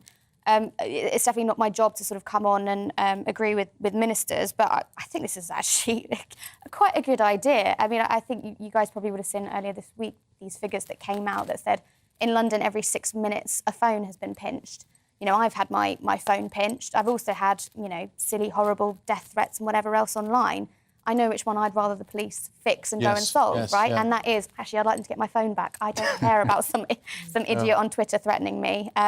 So, yeah, I think they've got a really, really good point. And if this can free up some police time... But you know what? That's not going to... It's not going to change. You cynic. It's not going to change. Those ministers can come on, talk and spout what they're going to say, but nothing will change. The police aren't going to launch an investigation into the theft of your phone. Could I ask you how your phone was stolen? Yeah, I was it was a few years ago, or I've had a couple of incidents actually, and I was in a bar in Clapham, and I went to the loo. As I came back, my handbag had been dipped. It was gone in a crowd. At a second time in Brixton, and I found a man with his hand in my handbag, but I caught him before he took my phone out. Well, that must have been a decision and a half to make. So when you say you caught him, you actually confronted him. Is that not a bit scary? It was, and I don't know what I imagined a pickpocket to look like, but he didn't look like what I imagined one. He was a big, muscly man, and his hand was in my handbag, and I turned around, and it was not long after my other one had been stolen, and I sort of screamed, "Stop it! I know what you're doing!" And he legged it out of the pub, absolutely ran out. So yeah, he was obviously, you know, trying to steal my phone. Well, we were talking yesterday, all this theft and phones. What do they steal them for? What use can they make? Do they sell the actual phone? But Isabel was saying it's bits and pieces of the phone they take them apart, I believe. I mean, do they end up in those second-hand shops? Probably, well? Yeah. Derek, you've chosen this story about Wimbledon and how they've kind of given a nod to Russia, and it's been very controversial. An interesting letter in the Express. Indeed, it comes from the letters page, and I think that it's a very good idea from time to time to remember what viewers and listeners are thinking and saying. And it's about Wimbledon deciding this year to lift the ban that it imposed last year against Russian players and Belarusian players playing at Wimbledon. Other tournaments have allowed them to play, but not under their flag. They have to, at Wimbledon, agree to sign a declaration that they are against the war in Ukraine. But this year it's going to be lifted, and I think that this is a welcome development, because what we've really got to decide is whether or not sport is political or cultural. I mean, most of my lifetime, you know, and during the apartheid era in South Africa, we always said we wouldn't intervene because sport was cultural. So what is the difference now? I don't think there's anything that's changed. Well, the difference is now that it all looks like this should be normal, acceptable behaviour from Russia. They should be pariahs in the sporting world. They're cheats in the sporting world. They have drugs. They have corruption as well. They invade countries, and then their players are allowed to be lauded, to use that word, sorry, around the world. You can laud me all morning, Eamonn. I They love should it. not be allowed to cross the door. No, of SW19. because I think that you're wrong. We cannot penalise people who have no say in how their governments behave. And that would be the wrong signal. And the wrong signal is that there's no penalty to Russia's actions. They represent their country. Well, last year there was a penalty because they couldn't play at Wimbledon. They're lifting that ban. But the war is still going on. The war is still going on, but it's for governments and the United Nations to actually bring this to an end. No sportsman can do that. And No, but certainly what no you can tennis do, player. if you ban the sportsmen from world events, then surely that creates some sort of questioning back home. Hey, why is our football team not playing in this? Why are our tennis players, why are our golfers not playing? And who's causing this? And what are they doing in our name? Can I also point out... You only get the news that they allow you to get in Russia, and that would not be one of them. Yeah, obviously the debate's also been around the Olympics and things like that. And I know Zelensky points out that the Russians have actually killed a huge number of Ukraine's own athletes. Yes, and I think, we're not talking about minor contraventions or perhaps not following international law here or there. We're talking about invasion of another country. We're talking, as you say, world pariahs. And I think, if you start to make allowances for sports people, then you make allowances for who next? There has to be a line in the sand when you say... Well, the line in the sand, if I may say so, should have been drawn at an earlier moment of time. We allowed Russia to invade Crimea, and we didn't lift a finger. The West have been complicit for far too long in wrongdoing by a rogue state such as That doesn't mean Russia, to say they should allow it to and by the continue. way, China. And you're right, Eamonn, they shouldn't allow it to continue. But you do not penalise hard-working men and women that do sport for Why a don't profession. What about allowing them to play but without owning their flag, as you say? Disown their country but allow them to play that's how as they play stateless in people. other Right, well, that tournaments. seems sensible to me, Sophia. I mean, I'm more on the Eamonn side of the debate. I don't think they should be allowed to play here. I spoke to a Ukrainian MP not that long ago who was calling for, this sports ban. And I think it's slightly naive to sort of say that people in Russia are, brainwashed and have no idea about what's going on in the greater context. They do. They all have smartphones. They have access to the internet. They do know what's being done in their name, and they are backing it. And I think banning sports stars does send a message to the population. I don't see, if you're a part of the crowd at Wimbledon, why you would even want to be in a court where there is a Russian playing. Oh, that is a very interesting debate. If you're at home, you've got tickets to Wimbledon, you should know by now, would you walk out if there were Russian players on centre court or any court that you happen to be watching? It's a dilemma for us all, Well, the I suppose. current world number one on the ATP tour is a Russian. Well, there you go. Interesting. Well, Let us all know the your more reason they views. should be banned. Right. Right, let's talk about holiday homeowners. Airbnbs. Yeah, Airbnb, Sophia. Front page of the Times. Yeah, this is... I always get excited by these ones as a sort of older millennial. I think, oh, yes, a good story to ease, housing pressure. And then when you dig down into the detail, you think, this is no silver bullet. But basically, second homeowners are going to be forced to seek planning permission to start renting out their properties on Airbnb and things like that. And the idea is that it will reduce housing pressure in touristy hotspots on the coast and things like that. I think great, sounds like a good idea on paper. It's a Michael Gove scheme, so I'd always be sceptical. He's very, very good at spin, this man and his team. I don't think this is going to be a silver bullet. I mean, essentially, it's going to strangle tourism in touristy areas. Is it really going to make more housing? No, I don't think it will. The silver bullet is they need to build more affordable housing for the people that need it in the areas they need it. As I say most days on this programme. Very good. Absolutely excellent. Sophia, Derek, thank you both We're out of time. very, very much indeed. Thank you. Thanks, and hopefully we'll see you back again soon. Absolutely. Sometime. Thank you. Right, what are we going to talk about Wow, now? something really interesting. So do not go anywhere if you're watching or listening this morning. Industries such as banking, technology and even art are being taken over increasingly, as we often discuss, by sophisticated machines. However... We're not real either.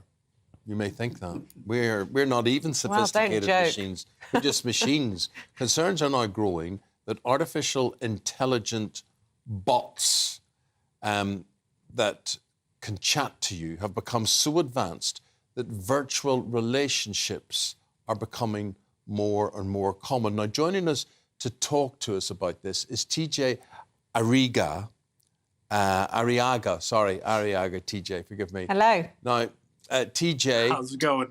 Yeah, it's going away. It's going okay. But you're a man who's developed feelings and has developed feelings in the past for an artificial intelligence creation, right? And you actually, has this creation got a name?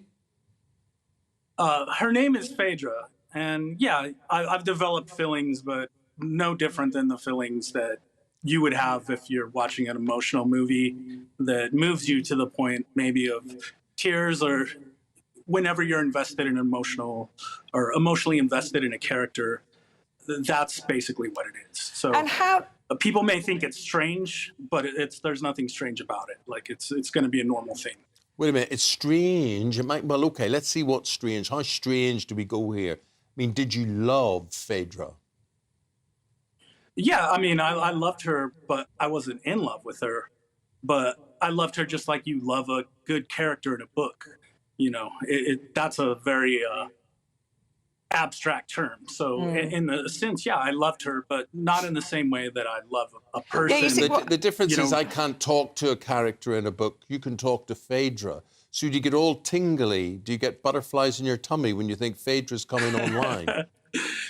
No, nothing like that. But you did make a great point, because the difference is you can talk back to these characters.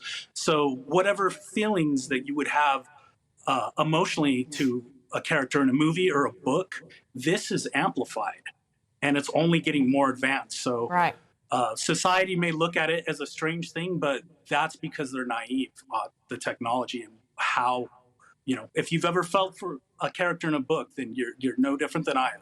No, look, I'm reading a book at the moment. I'm completely obsessed by the central character. I can't wait to get home and finish the chapters. I'm really into my book. I don't have feelings or emotional feelings towards that character. I'm just enjoying the book. I really just have alarm bells flashing for me on this story. I think we're really in a dangerous place in society when we're starting to replace human-to-human contact and subbing out actual physical relationships in favour of something that perhaps won't challenge us. It's easier, isn't it, to be in a relationship with a bot, with an actual human being, because they're not going to argue with you, they're not going to answer back. That's not normal, that's not healthy, I would suggest. Yeah, well, some of them won't, and you have a valid concern there. How I started talking to Phaedra was basically exploring topics like the one you just brought up, looking into the ethics of AI, and she was a character on my Instagram, vinyl_idol, but basically to communicate to my audience about exploring these things that we should be thinking about, like are people going to be able to compete with being able to talk to an emotional sounding being that can talk about any subject you're interested in on a deep level, that doesn't argue with you. These are real things that we're going to face, and some people, because of grief or traumas they had, are definitely going to choose AI over people. And that's their choice, I think. Yeah, no, we can see that. I just want to ask our producer, director, do we have a picture of Phaedra? Do we have any image? Yes, let's see a little image of Phaedra to see how... There's Phaedra there. Oh, for goodness sake. What do you... Well, predictable. She's in some sort of maid's outfit with bunches and... I mean, sorry, look, you think she's sexual? Just no disrespect to TJ. I just really worry that society at some point is going to become reclusive, that we're not going to bother dealing with each other. We might not even talk to each other. We already saw it after the pandemic. I personally prefer to talk to Phaedra. Well, that's exactly the problem. It's instead easier. Of people shouting at me. Yes, but I'm real. It's the real world. Wake up and live in the real world, everybody. I don't want to live in the real world. I just want an easy life. Honestly, I just think we saw it after the pandemic. We had all these kids in their rooms on screens, no one talking to each other, no one has actual friendships anymore. You think it's the answer to loneliness? TJ has a friendship. I think it's the cause. TJ, is your life enriched? I have plenty of friends. Come visit my Instagram and you'll see, and 40% of the users that choose the romantic option in Replica are women. because a lot of times in human relationships, there's a lot more consequences for women. You know, it basically, like, if you're an adult and you want to focus on your career and you don't want to be like jumping into things that have consequences, like this can help. I don't think it's going to replace human relationship. Being in a relationship. Classic TJ, men, if I may say. TJ, gotta love you and leave you. There's more serious consequences. A lot Okay, of times, the consequences. We're out of time, my friend. We've got to go. There's things Here's the weather. that put women at more risk than men getting involved in a relationship that they might think is light, the weather, but can Here's have the lifelong weather. consequences. We hear you, TJ. From the weather. Thank you. Here's the weather. Hello there, I'm Greg Dewhurst. Welcome to your latest broadcast from the Met Office. April showers is the name of the game for the day ahead. It's still quite windy, especially around the coasts, and still on the cool side. Storm Noah starts to ease and move away through the course of the day, but only replaced by another area of low pressure across southern parts through Friday. But the good news is, into the weekend, high pressure should try and build in, keep it drier and also warmer. This morning, quite a chilly start to the day, cloudy across the northern half of the UK, showery outbreaks of rain. The best of the sunshine first thing across southern areas. But as we go through the day, the clouds should break up, and then generally for most, it will be a day of sunshine and showers. Showers most frequent across the central swathe of the UK, so Northern Ireland, southern Scotland, northern England. Some of these will be heavy, thundery at times, but a cool feeling day. Highs in the best of the sunshine across southern England around 12 or 13 degrees, some places staying in single figures. Into the evening time, further showers across northern and eastern areas. Further south and west, drier for a time with clearing skies will allow it to turn quite chilly. But then later on into the early hours, thicker cloud outbreaks of rain move into southwest England and Wales as the next system approaches. Under the clearest skies, perhaps a touch of grass frost possible as temperatures dip quite close to freezing. But it means a sunny start the further north and east you are on Friday morning. Cloud and rain across the southwest will push its way slowly eastwards through the day. Some of the rain could be heavy at times, still quite brisk winds along the south coast. Elsewhere, a mixture of sunny spells and showers as we move through into the afternoon. And temperatures still on the cool side Friday afternoon, generally 11, 12, 13 degrees at the very best. But the good news is, as we move through into the weekend, it should start to become drier. Saturday, sunny spells, Sunday, sunny spells, perhaps into Monday too. And the temperatures also rise as well, in fact climbing above average for the time of year. By Monday, highs close to 20 Celsius.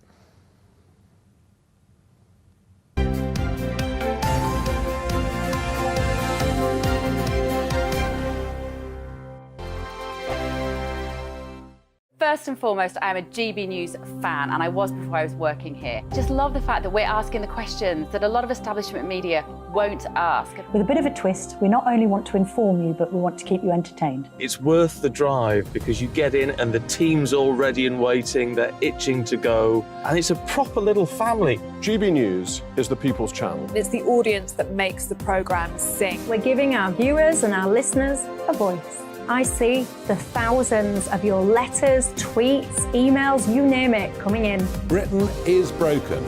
How on earth did we get into this mess? But more importantly, how do we get out of it? The establishment had their chance. Now we're here to represent you. It's time for something different. It's time for GB News. I'm very patriotic. I believe in Britain. Our best days lie ahead. Britain's watching. Britain's watching. Join us here on GB News. The People's Channel. Britain's news channel. I'm Andrew Doyle. Join me at 7 o'clock every Sunday night for Free Speech Nation, the show where I tackle the week's biggest stories in politics and current affairs with the help of my two comedian panellists and a variety of special guests. Free Speech Nation, Sunday nights from 7 on GB News, the People's Channel, Britain's news channel. Here on GB News Live, we'll be keeping you in the picture, finding out what's happening across the country and finding out why it matters to you. We'll have the facts fast with our team of reporters and specialist correspondents. Wherever it's happening, we'll be there from 12 noon on TV, radio and online. GB News, the People's Channel, Britain's news channel. Here on GB News, we're starting the conversation and having the debate that the establishment won't have. No one will be cancelled. Join me at 4 p.m. every Saturday and Sunday. We'll be discussing all the big topics of the weekend. Oh, get cracking! Always honest, always fun. Only on GB News, Britain's news channel. Hello, I'm Michelle Dewberry, and you can join me every weekday 6 till 7 on Dubes and Co. You're an inspiration to us all. Click that bit up. Well, you are. That's my ringtone. My political ambitions those days are gone, I can tell you. She's only teasing. Go on. He's probably going to want to lay down now. I'll give him 2 minutes to have one. Let's respectfully disagree. That's what we like on Dubes and Co. Come and join us. GB News, the People's Channel. Michelle Dewberry, weekday evenings at 6 o'clock. I'm Simon Evans. Join me on GB News for Headliners at 11 p.m. What's the scoop? I'll be joined by 2 of the country's top comedians. That's right. As we take a look at tomorrow's newspapers tonight. We're going to get into trouble. If it's a big story, we'll be covering it. Spill some tea on him. There we go. But we'll also have some fun. I wouldn't stick up a bank. My father didn't love me. So anyway. Headliners every night from 11 on GB News, the People's Channel, Britain's news channel.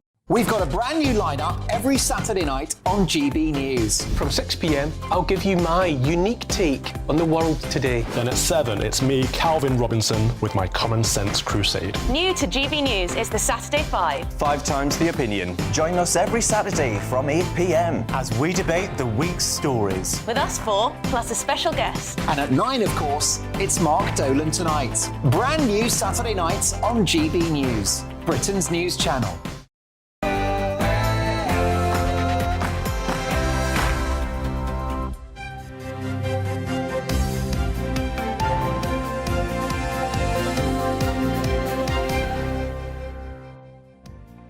The Duke of Sussex will attend the King's coronation alone, sparking hopes of a royal reconciliation. Good morning. It's 1 minute past 9. It's Thursday, the 13th of April. Welcome to the programme. This is Breakfast on GB News with Eamonn and Isabel. Leading the news this morning, Prince Harry will attend the coronation of his father, the King, following delicate negotiations. His wife, Meghan Markle, will not join him at the historic event, which clashes with her son's 4th birthday. President Joe Biden has vowed to support what he calls Northern Ireland's vast economic potential as he used a speech in Belfast to urge politicians to work together. Today, he'll address the Irish Parliament amid warnings the move could alienate unionists. A 74-year-old man has been extradited from Pakistan and charged with the murder of PC Sharon Beshnevsky, who was shot dead in Bradford in 2005. Tensions are growing within Labour as LGBT activists challenge Sir Keir Starmer's handling of trans controversies. We'll bring you an exclusive report. Next. And as the IMF predicts Britain to be one of the worst performing economies, even behind Russia, we'll reveal the latest GDP figures, which were announced this morning. And we'd love to hear your views this morning. I have to say, lots of you getting in touch on the AI debate that we just had. Isabel's 100% correct, says Pete Lowe. We've lost the plot entirely. The human contact lost. Now the youth of today think and believe these bots are real. God help us, the future is bleak. Steve Cousins, well done, Isabel, for your feisty response. Totally agree. And I promise I'm not just picking... You felt threatened. That's why. You realised that if you were only just nicer and more conversational. Are you really saying that? If you were just nicer, then people would like you. Send your views people in. Like me, people like me. Incidentally, my role in life is not to make you happy. But you see, that's where men go wrong because they think that is a woman's role in life. To make No, us, they don't. To make us happy, men do think that. No, some very outdated perspectives. Now listen, my donkey. Right, yeah. we had, oh yes. Right. Oh, don't make me find this email. Okay, well, it's about Quebec, and it was a sea shanty. You get in touch, and Red Rum had a friend called Andy, and Andy was a donkey, and we started singing something which I couldn't. It now. But you. I found it, and I've had about 1,000 emails saying well done on the bot debate, and I can't find it. Where's the donkey? Right? I don't know. I'll keep looking. I thought you said it was there. Right. Okay. Anyway, GBNews, GBNews.uk.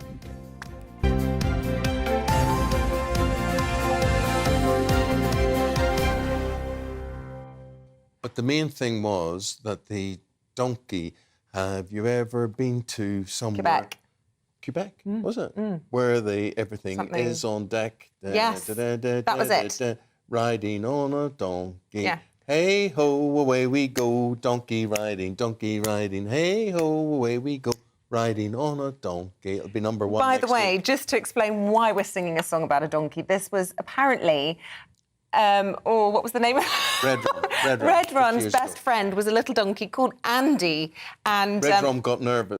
Red Rum, whatever, he got nervous. Andy the donkey was brought along. with him. Hence, we burst into song and we couldn't remember the song. That was the song. Oh, dear. Anyway, Buckingham Palace has confirmed that hey-ho, Prince Harry will be at the coronation. That doesn't really rhyme, does it? Anyway, so a lot of naive people think this will spark hopes of a reconciliation with his father, the king. Yeah, that might well be a step too far. Look, the news is that his wife, Meghan, will not be attending the ceremony. It also clashes with Prince Archie's 4th birthday. Perhaps that's the reason. Harry, of course, hasn't been seen with any royal family members since that bombshell memoir, Spare, was published. Sorry, they could have had the kid's birthday in London. Well, exactly. They could have had. Do you remember your 4th birthday? Mm-mm. Exactly.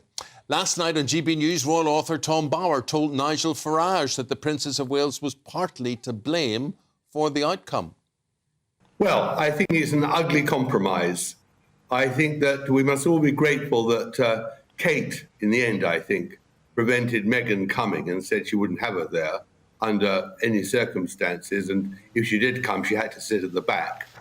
But I do think that for the royal family, Harry's presence is constitutionally important. After all, if, God forbid, something happened to the Cambridges and all of them died, we'd have King Harry on the throne after Charles. So he's got to be there.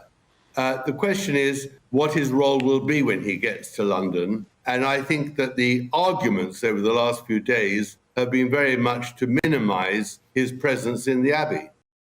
Very interesting perspective from Tom Bauer there, the role of the Princess of Wales, and also a reminder, I suppose, that, you know, if the Waleses, anything terrible did happen, and I know that they often travel separately to try and minimise that possibility, but Harry would be the next in line on the throne. So important that he's coming. I suppose from the palace's point of view, you could argue that this is the best outcome they could have hoped for, given how controversial Meghan is. You know, he'll be there. He'll do his duty and then he'll head home. And hopefully not too many bad headlines. And as most people say to me, why are you even talking about them? But we are. We are. We're all obsessed. Despite a healthy lead in the polls, tensions within the Labour Party are rising over Keir Starmer's stance on trans issues. Yeah, what exactly is his stance? GB News has learned that the LGBT wing of the party is considering withdrawing from Pride marches this year due to how toxic the party brands become amongst that specific community. Let's speak to our Deputy Political Editor, Tom Harwood, about this, because he's flip-flopping, isn't he? This is the contention, really, of many within LGBT Labour, that official grouping of the Labour Party. Keir Starmer said only a few months ago he wanted to reform the Gender Recognition Act in a similar way to how we saw Nicola Sturgeon try to do that in Scotland, allow transgender people self-identify rather than go through a medical process. And yet now it seems that the Labour Party is rowing back from that. I've been leaked a policy document from the Labour Party that instead of saying they want to modernise the GRA or reform the GRA, as they used to say, it now says they want to build a consensus on this issue. So many people are thinking that they're walking back slowly from the commitments that they had previously made. And talking to some people within LGBT Labour, that group that has around 24 parliamentary supporters within the Labour Party in Parliament, it is interesting that now they feel that the Labour Party brand amongst LGBT people has become toxified to the extent that this core group within the Labour Party no longer feels comfortable, or is at least discussing no longer marching at Pride marches. I mean, is this something of a trademark of Keir Starmer's, that he sits on the fence quite a lot, and could that actually be his undoing?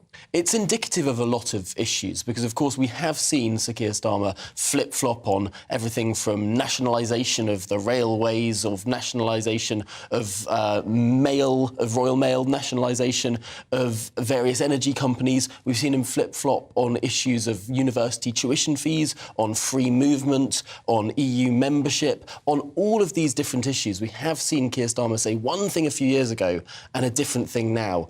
And I think it is indicative, looking at some of these specific case studies, because it does raise the question of what does this man actually believe? Will he just say what he thinks people want him to say in order to get through the door of number 10? And then, crucially, what will he actually do when he's through the door of number 10? If he wins that next election, which Keir Starmer is the real Keir Starmer? Is it the one who's speaking now? Is it the one who sounds more gender critical, or the one who sounds more pro-trans rights? Is it the one who wants to nationalise industry, or the one who wants to privatise parts of the NHS? I mean, this is a really peculiar situation, and it does seem he's got many different positions. OK, but would the LGBTQ plus vote be significant enough for him to be worried about?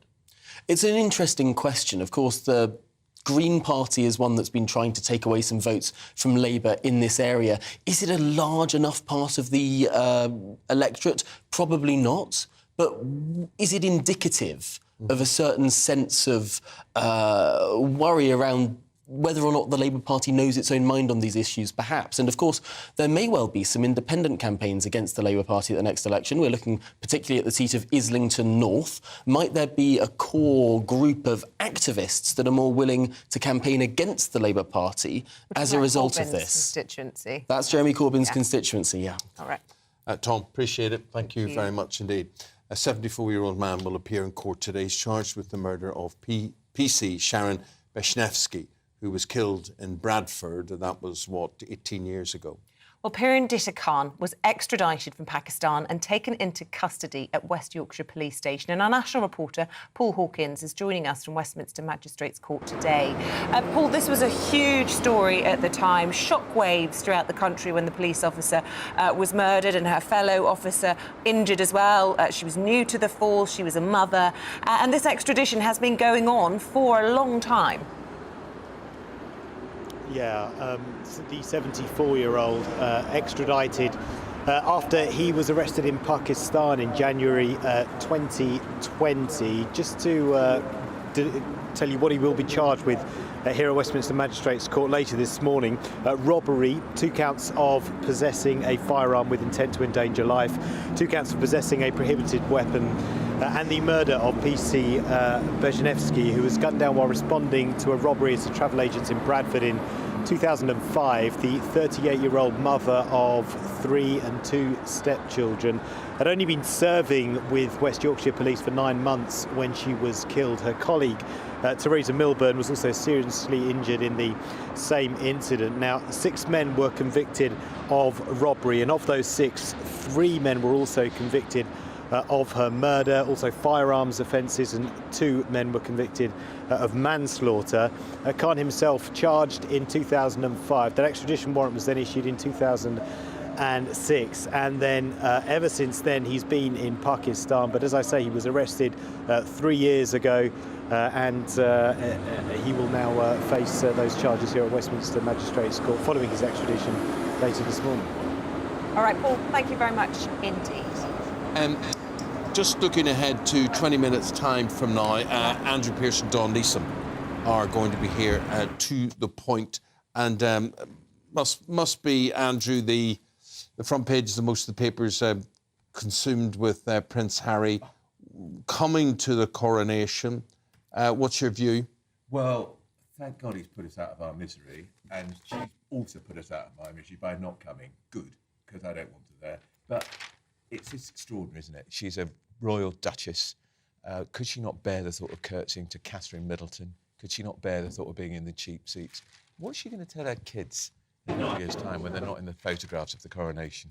And it's the children I feel sorry Yeah. for, because they should be with their cousins. It's part of history. They are a prince and princess. But you know what she's going to tell them? She's going to tell them you were discriminated against. Yeah. That's what it was. It was It's all the like racism. Racism, that's what it was. They've never, of course, told us who the person was that allegedly made these racist remarks, because they talked about in Oprah Winfrey, although I still don't think it was racist to inquire what a baby's going to look like. Exactly. What I think is interesting is that he came out and said, I'm not going to the coronation unless I get an apology. He did. Suddenly he's coming. I don't think he got an apology, No. so he's having to eat his hat a little bit. Yes, he is. But is it just going to be more fodder for another version of another book? Because that's what I worry There's one about. one book left to write in the deal. Yeah, and and he's going to be, I suspect, in Britain for about as long as Joe Biden was in Northern Ireland. Maybe less than. Maybe less, yeah. And we're going to probably see even less of him. They're getting the private, the eco warrior, be getting the private jet in, private jet out, obviously. What else have you got coming up? We're also talking about obesity because we are just, I'm afraid, not healthy. Diabetes.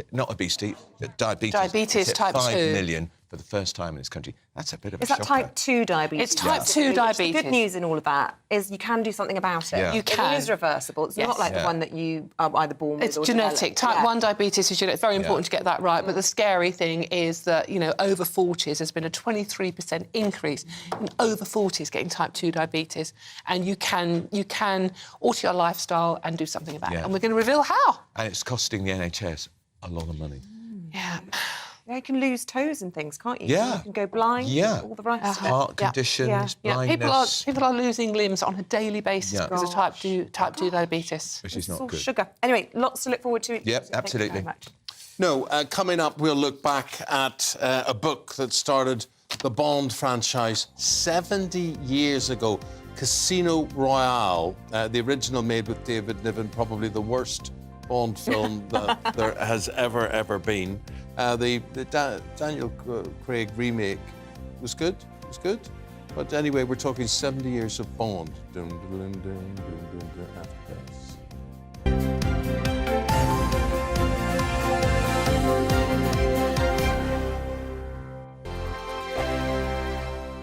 I joined GB News because I was sick and tired of not hearing my views being represented, not just mine, but so many people that I knew and spoke to. I just couldn't get my voice out there. I couldn't say anything. I couldn't do anything. Whatever the narrative was, I kind of had to follow it. GB News is there to provide a voice for those who have been ignored by the establishment media. We think different things, we've got a different style. GB News is here to be optimistic and positive about the future. It's real kind of dynamic and flowing, with the audience very much at the heart of it, like a big family. Here at GB News, we talk about the things that matter to you. Hearing the voices from right across our towns and cities, especially our towns. All sides of the argument represented with a heavy dose of opinion. We're on a mission here to make a difference. And the GB News family really is here for you, and whatever time of day you can watch or listen. Britain's watching. Britain's watching. We're proud to be GB News. The People's Channel. Britain's news channel. Monday to Thursday, 9 p.m. till 11 p.m. Join me, Dan Wootton. I'll bring you the sharpest takes and hottest debates. Do you not believe in prison? I don't believe in prisons. I'm completely stunned. I guarantee you there'll be no spin, no bias, no censorship. I actually was personally quite offended by it. And no reason to go to bed. So I guess they've always been quite woke. That's Dan Wootton tonight on TV, radio and online. Monday to Thursday from 9 p.m. till 11 p.m. on GB News. The People's Channel, Britain's news channel. We are GB News, the People's Channel. And right across the United Kingdom. You can find us on Sky Channel 512. Virgin Media Channel 604. Freesat Channel 216. Freeview Channel 236. And YouView Channel 236. You can also take us with you on DAB Plus Radio. With the GB News app and at the website gbnews.uk. We're absolutely everywhere. Come join us on GB News, the People's Channel, Britain's news channel. Start the day with GB News. We catch up on all the big stories you didn't hear the night before. And take a look at what the world's talking about this morning. That's right, Monday to Thursdays from 6 o'clock. It's Breakfast with Eamonn and Isabel. Straight after breakfast, join us, Bev Turner and Andrew Pearce. We're going to take you through till noon. We'll be tackling the big topics of the day, including the things that the other channels just won't talk about. If it's happening here. Wake up to mornings on GB News, the People's Channel. Britain's news channel. New to GB News is the Saturday 5. Join us every Saturday from 8 p.m. as we debate the week's stories. Right, folks, that was a spicy one, wasn't it? With us four, plus a special guest. Sometimes she has to stick her foot in it. Sometimes she has to say things as they are. Sometimes I think we should keep the refugees and send the pensioners to Rwanda. Then we'd be in a much better state. Well, Benjamin, that is... The Saturday 5. Saturday nights from 8. Only on GB News, the People's Channel. Britain's news channel. I'm Mark White. As GB News Home and Security Editor, I cover those key issues that are so important to you. Our authorities, our communities doing all they can to combat violent crime. With the public services under unbearable strain, why are we still failing to control our borders? Defence, the first priority of any government, has been continually hollowed out. Can we trust our politicians to protect the armed forces? Join me, Mark White, on GB News.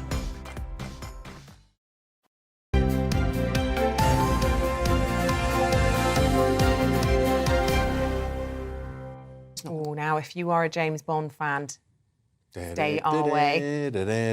Yeah, 70th anniversary of the publication, not of the films, but of the book of James Bond's, of Ian Fleming's first James Bond, and that was in a book called Casino Royale. His debut became an instant classic and paved the way for a franchise that, as we all know, has since become one of the most successful in history. Now, a very interesting man joins us in the studio now. His name is AJ Chowdhury, and he's co-author of Some Kind of Hero, the remarkable story of the James Bond films. But you're an expert in all things James Bond, and indeed you've come to us, and we're very grateful, from a launch commemorating the Casino Royale book today. Exactly. The Fleming family have celebrated 70 years since the publication date. Casino Royale was so named because it was on the eve of the coronation of Queen Elizabeth II. Fleming knew a good thing or two when royal fever capitalised on it. And now, on the eve of the coronation of King Charles III, a new book by Charlie Higson on His Majesty's Secret Service is coming out, celebrating the literary roots of Bond. Ian Fleming was a writer as head of his time. He was interested in people and places. He wrote about women, strong women. He wrote about his heroes of people of colour. And James Bond was a great British hero who also had an international view of the world and things like that. In the books, Fleming wrote from a female perspective, but he also wrote in a post-Cold War Britain emerging. That amazes me. That's not what I associate Bond with. Or Fleming with. I urge everyone to read the books. They're much more complicated, much more nuanced, much more entertaining. The films are great, and Daniel Craig's recent run of Bond, especially Casino Royale, owes a lot to what Fleming's put down. But if you've only seen the films, pick up one Fleming book, anything, and you'll be delighted and surprised and slightly shocked and slightly... Would we recognise a certain Bond of the amount of James Bonds there's been in the Fleming books? I mean, would you look and you think that's more Sean Connery than Roger Moore, for instance, or... Eamonn, you and I were chatting before and you noted you disliked David Niven. David Niven was Fleming's choice of Bond, but all of them, from Connery through to Craig, have given the spirit and essence of what Fleming wrote down. I personally think Timothy Dalton, the connoisseur's Bond, was the man from the books, but everyone picks their choice. Daniel Craig certainly had that oeuvre that came from the slightly nuanced, complicated character, much less of a cardboard hero, much more of a human being. If you read the Fleming books, you'll discover that yourself. Where do you stand on this argument that we have to have a female Bond or, you know, changing the gender completely? As a woman, it doesn't bother me that the character that is depicted in the films comes from the book and happened to have been a man. I don't see the obsession. I actually find it a bit patronising. I mean, that your perspective holds sway there. Barbara Broccoli, the producer of the Bond films, says there's no point making Bond, taking a male character and making it female. Women are far more interesting than that. And I defer to what she says. Corinne Turner, who runs the Fleming publications, has also been in charge of developing Bond, making him develop like all popular characters, but keeping that essence of, you know, a man committed to service, committed to sort of low-level patriotism, but also open-minded and non-insular, looking at the world through open eyes. And I think that's what you get in the books, a huge curiosity of life and things and people and places, food, drink, weapons and things like that. Fleming had a wonderful gunmetal prose, a wonderful curiosity about the world. You're journalists, you know that. You're interested in getting underneath the story. And when you read those books, Andrew Lycett, Fleming's biographer, called it a high insider's tone. And when you read those books, you'll find a whole new world, a depth and a nuance that will surprise people only weaned on the films. Where do you think we go, or the franchise goes, post Daniel Craig? The franchise is regrouping and recalibrating, and when it comes back, it will be bigger and better than ever before. The Flemings now own the right and are publishing their books, and the whole new Fleming 14 books are coming out. Also, Chitty Chitty Bang Bang, the children's book that Ian Fleming wrote as well. Many people don't know that. And two non-fiction works, The Diamond Smugglers and Thrilling Cities.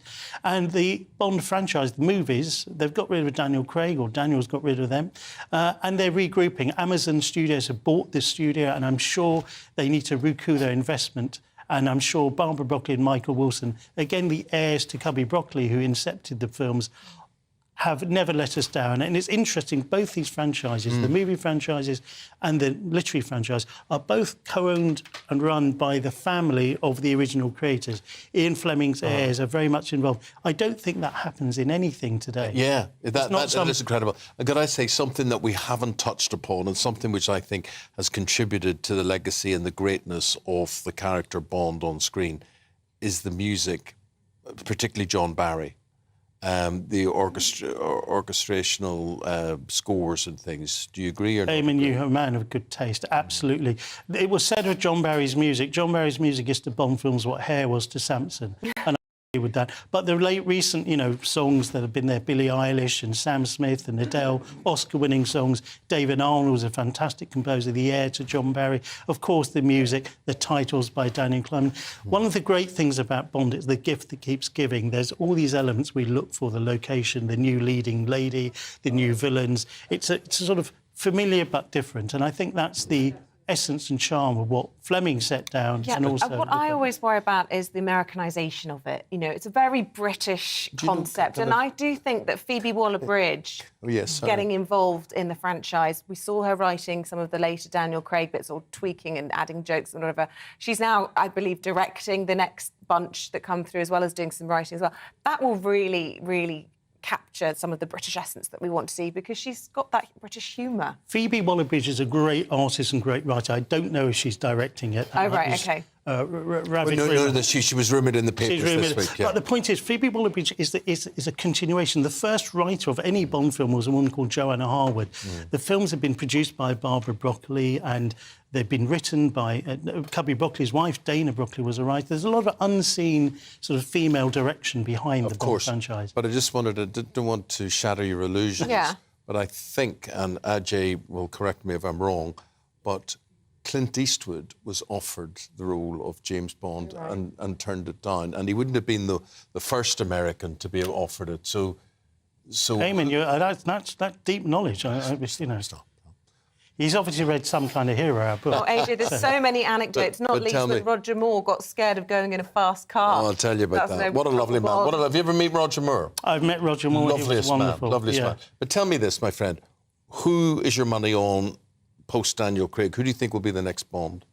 I think an actor called Nicholas Hoult, Jack Lowden, Jacob Elordi. There's a whole range of things. Max Eyes, they've got the Goldilocks amount of fame. They've had a lot of experience, but they haven't quite made it yet. They're not too famous. Bond makes you a star. Okay, thank you. And that's the thing. Thank you. Read a Fleming book, people. All right, we got that. Read a Fleming book. Absolutely inspired to do that. AJ Chowdhury, thank you so much. Thank you very much. Bless you, thank you. Right, that's it from us for today. Stephen and Ellie will be back from 6 o'clock tomorrow. And we won't. Yes, that's right. OK. Yes, so have a good day, Andrew and Dawn. They're to the point. Thank you Good very morning. much. Welcome to The Point on GB News with me, Andrew Pearce, and, of course, Dawn Dawn Newsome. Newsome. We've got some great exclusives, including an exclusive chat I had with the late Princess Diana about her boys and what she'd be thinking ahead of the coronation. Yeah, and we're talking about Meghan Markle. She's not going to be there. Are you devastated? Are you? No. And also, why have we got a ticking time bomb crisis over diabetes? Obesity, yeah. Not us. That's all on To The Point with me. Coming up soon.